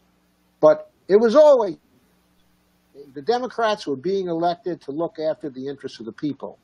And that's what they should have done. And that's how they could have kept on increasing their majorities instead of gradually losing their majorities over a period, okay, of 40 years. And if a People's Party, which probably won't be the Democrats, gets into power again soon, that People's Party has to look after the people's interests and not worry about what the Republicans want to do for business. Okay, not worry about that at all. Okay, and if the filibuster in the Congress is standing in its way, do what the Republicans do. They just get rid of the filibuster when it's not convenient for them to have it or to adhere to it. And the Democrats have to do that too. That should be a given. Okay, so next myth, we face a crushing burden of federal debt. The debt will soon eclipse our entire economy and grow to catastrophic levels in the years ahead.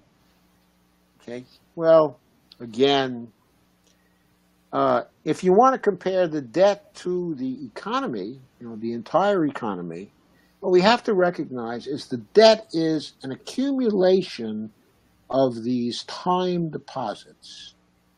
Let's say we consider them as liabilities. Fine. But then the proper ratio to compare them to something is to compare these liabilities to the financial assets of the federal government. Now, the financial assets of the federal government don't appear to be as big as the entire economy. However, consider the following. As we've said, ad infinitum here, the federal government has the capability to create whatever dollars it needs to create for whatever purpose. Well, that is an asset. It might be an intangible asset because the money itself doesn't exist at the time. But the power to create an unlimited amount of reserves, how much is that worth as an asset, as a financial asset? It seems to me that as a financial asset, that's worth more than all the liabilities of the federal government combined.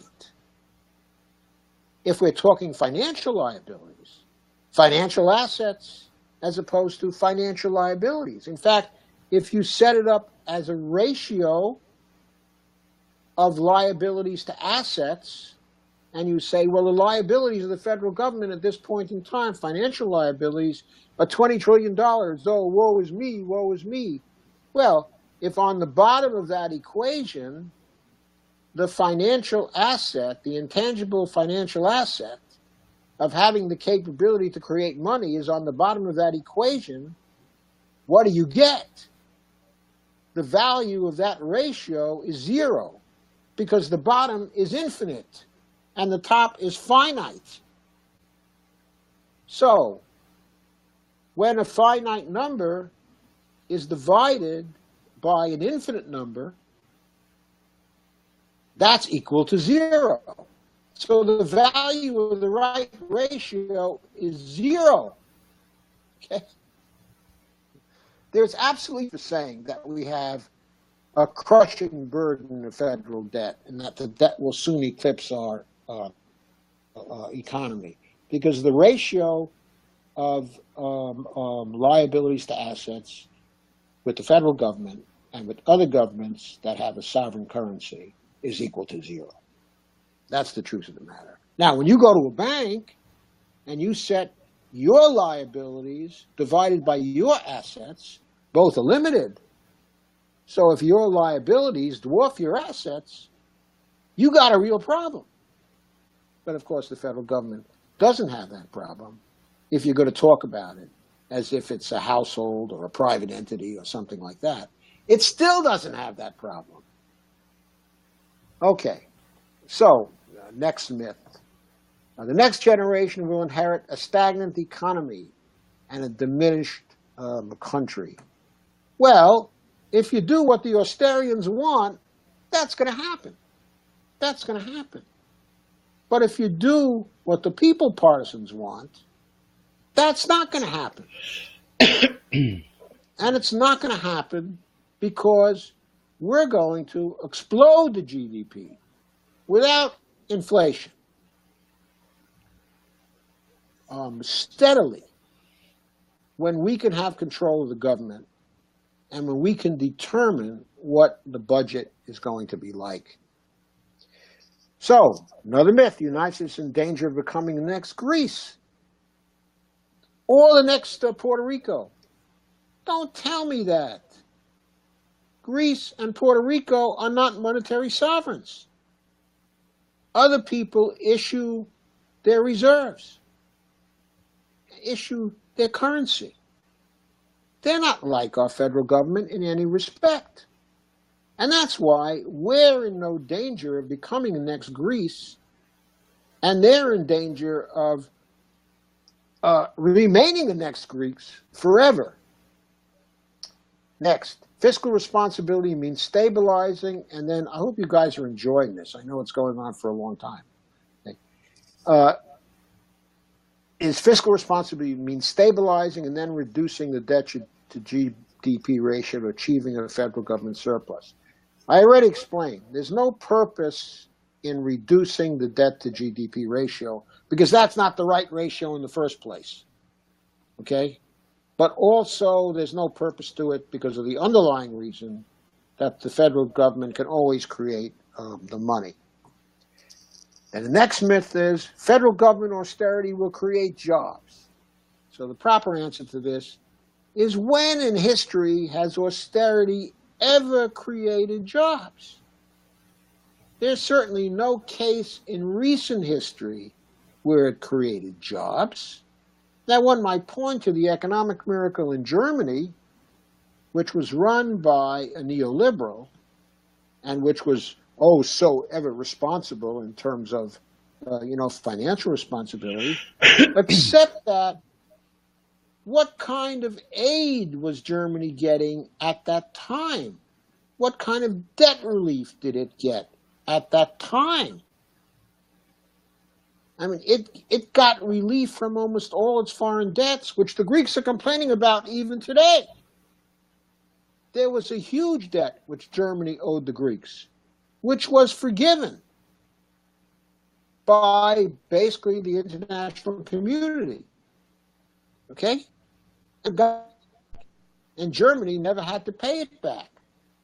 So sure, they could afford to have a little bit of austerity as long as they were exporting more goods than they were importing, which they took care to do. But that doesn't mean it was the austerity that created those jobs. It wasn't the austerity, it was the goddamn exports. If we have austerity, that's not going to change our export situation. We're still going to run the trade deficits, aren't we? So, okay. So each of the links that I'm going to provide to you afterwards refutes a claim offered by the more specific fiscal sustainability, responsibility, austerity version of the Washington Consensus. This version began to gather urgency in Washington soon after President Obama assumed office and became a major force early in 2010 with his appointment of the President's National Commission on Fiscal Responsibility and Reform, the commission that became known as the Cat Food Commission, or also as the BS Commission for Bowles and Simpson, who were the co-chairs.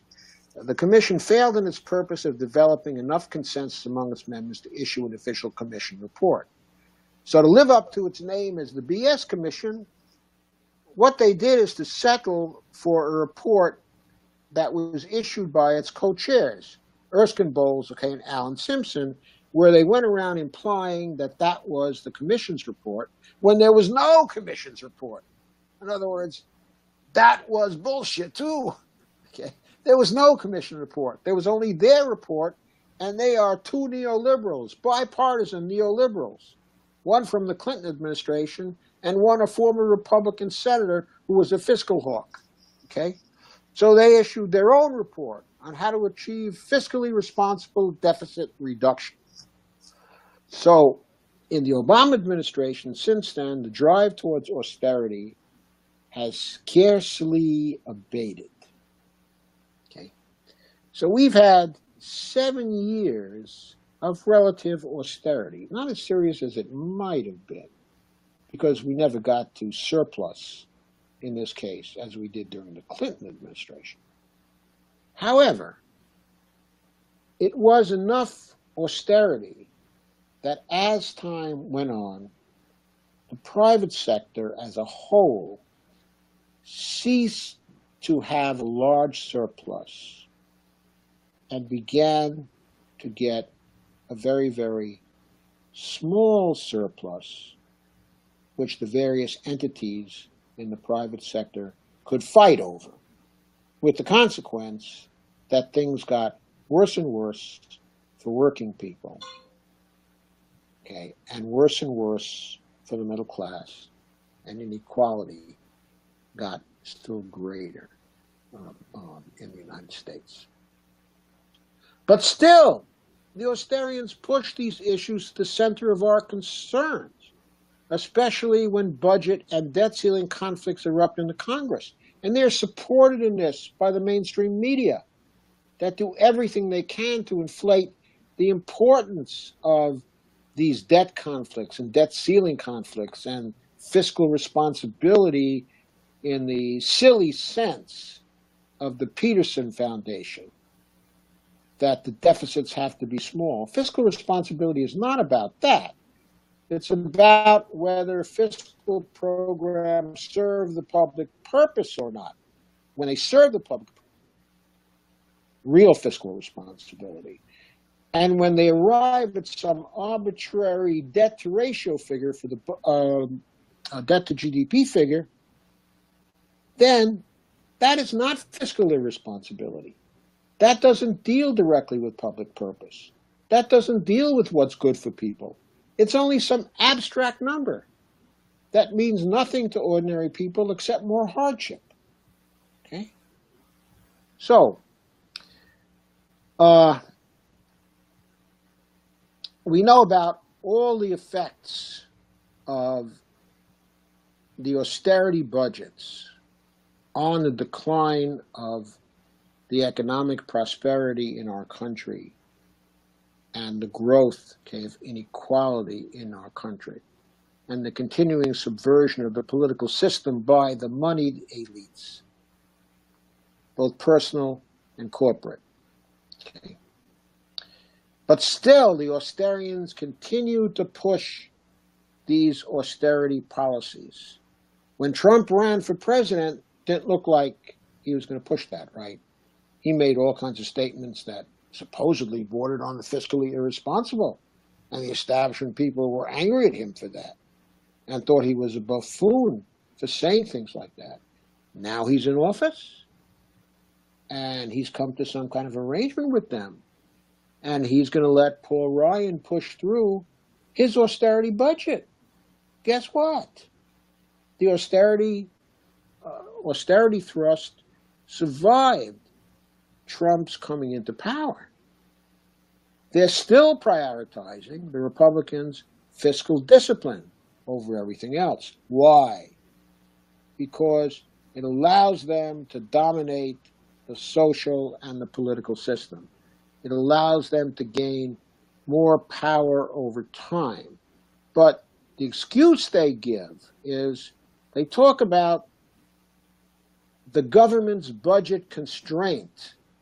That's at the center of the neoliberal story, that there is a GBC, a government budget constraint, that it really exists. All of the myths I've listed here, except perhaps for the very last one, are based on the idea that this GBC exists. To the extent that we can dispel the idea that government budget constraint exists, to the extent that we can get accepted ideas like taxing doesn't fund spending, to the extent that we can spread ideas like the government cannot voluntarily run out of money, we oppose the GBC idea. And by explaining why all this is true, okay, we show that there is no government budget constraint. That is at the heart of our counter-narrative, the MMT counter-narrative, asserting that the U.S. has no solvency-driven budget constraints except for self-imposed ones. Okay. And I've explained why, the various reasons why, there is no GBC, including I'm especially fond of the coin seniorage notion and the ability to mint a $100 trillion coin and get it accepted at the Federal Reserve, because that's a real quick fix for the whole austerity propaganda thing.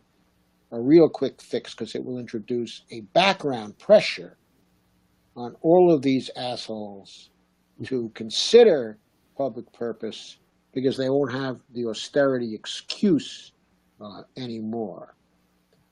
So to summarize, at last, all of these myths of the Washington Consensus fail.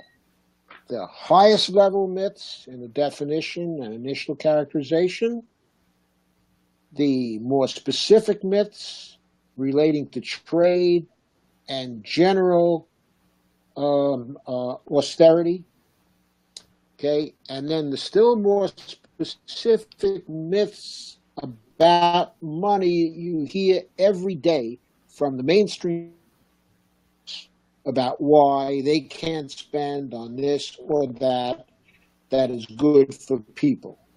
The myths opposing a federal job guarantee, for example. The myths composing a Manhattan Project to control the climate, to end the climate crisis. The myths that say we cannot fix the environment because it would cost too much. The myths that say we cannot spend too much on infrastructure, even though we know we need over a 6-year period $4.2 trillion spent on our infrastructure so we can have a first-class infrastructure again. The myths that oppose free education from kindergarten through graduate school. The myths that oppose all that would be good for 99% of the population. Okay. These myths oppose all of these things. Okay. Now, what I want to close with is, I want to close with a very poignant example from the healthcare area, okay, which, in other words, this is an example, okay, of government programs that fail and what they do to people and why we shouldn't be passing them. And so for this evening, we're going to close in that way Steve is going to play a video which is a great example of what the austerity myths of the Washington Consensus do. Namely, they ruin people's lives and eventually kill many of them too.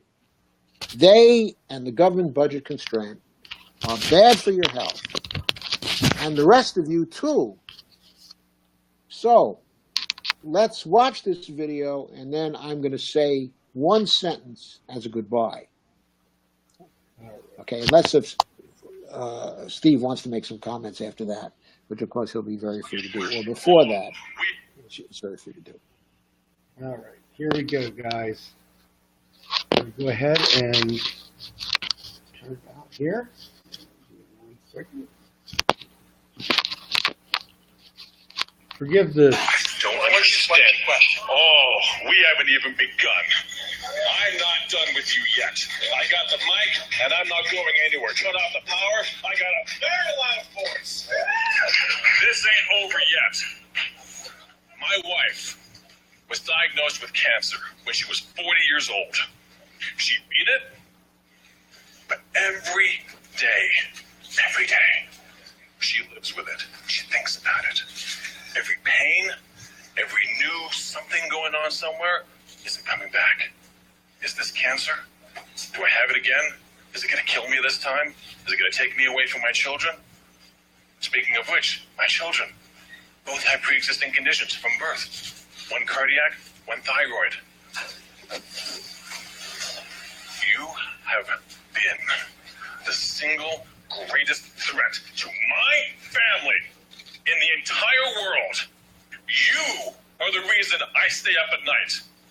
You are the reason that I can't sleep. What happens if I lose my job? I'm very fortunate, sir. I have a really good job, and I have really good health insurance. But now my wife, who every day is wondering if she's going to get cancer. Is it happening now? Well, it didn't happen now, but what about now? Now also has to contend with, what if my husband loses his job? If I lose my job, we can't afford COBRA. We can't afford to get private insurance. We get it from my employer. If I lose it, it's gone. If I lose my job on a Monday, if I'm lucky enough to find a job on a Tuesday, which never happens, they will not have insurance ready for me. I will not be eligible for 3 to 6 months. Suddenly, I'm in a high-risk pool. My pre-existing conditions, which I don't give a shit about, go after me. Come after me, I don't care. But you came after my wife. You came after my kids. This is what you did to us. In this district, you do not listen, but your actions affect the entire country. There is no one in this country that your actions are not going to affect. So everyone's voice is important. And when 17% of the population said, don't do it, you did it. When there was a horrible bill available to you from a horrible group of people who believe that we don't deserve health insurance, they have said it on TV, on camera. Well, then you're not paying attention. And that's your responsibility. They said it. They said that if we get sick, it's our fault. These are the people that are in your party that you're working with. Yeah. These are the people that came up with a plan that's going to kill millions of people. The CBO scored 24 million people off of health insurance, and they call that choice. Like we're choosing not to have health insurance if we can't afford it. That is insulting. That is detrimental to the mental health of us as a nation. I work in healthcare, sir. It is complicated. The only one that doesn't believe that it's complicated is an orange-haired buffoon sitting in the White House.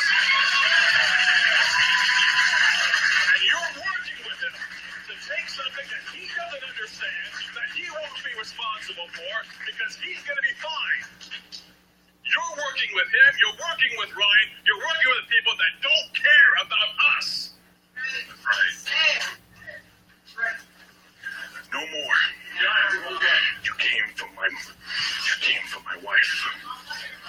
will not forgive.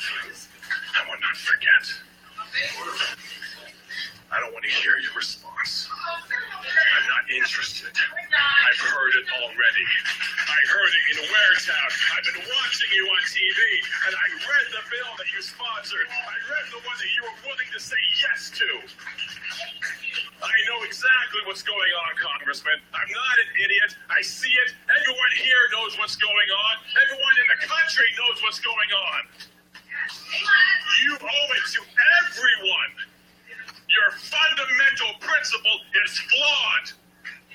I don't have any choice with an insurance company. I have no value to an insurance company. I can't do anything to their CEO. I can argue till I'm blue in the face. But a single payer run by the government, oh yeah, it's got problems, but it's also got elections, and you're going to find that out in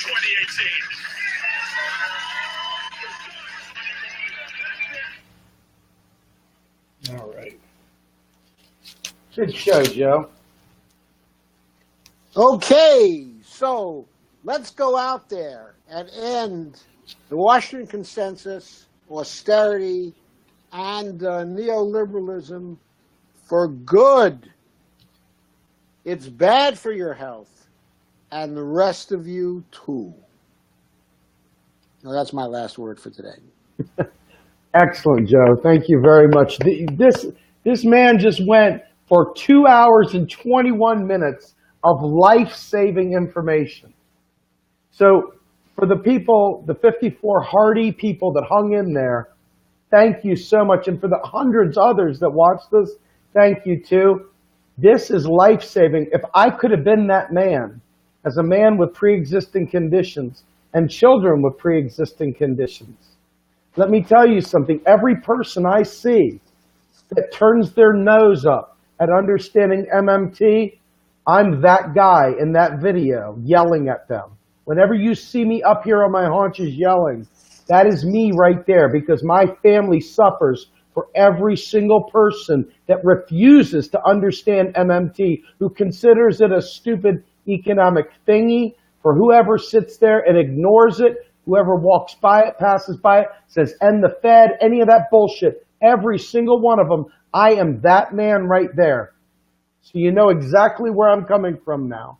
That's it. Joe, thank you, sir, very much for your time tonight, buddy. I appreciate it. Excellent stuff. Have a good night, everyone. Thank you. Bye.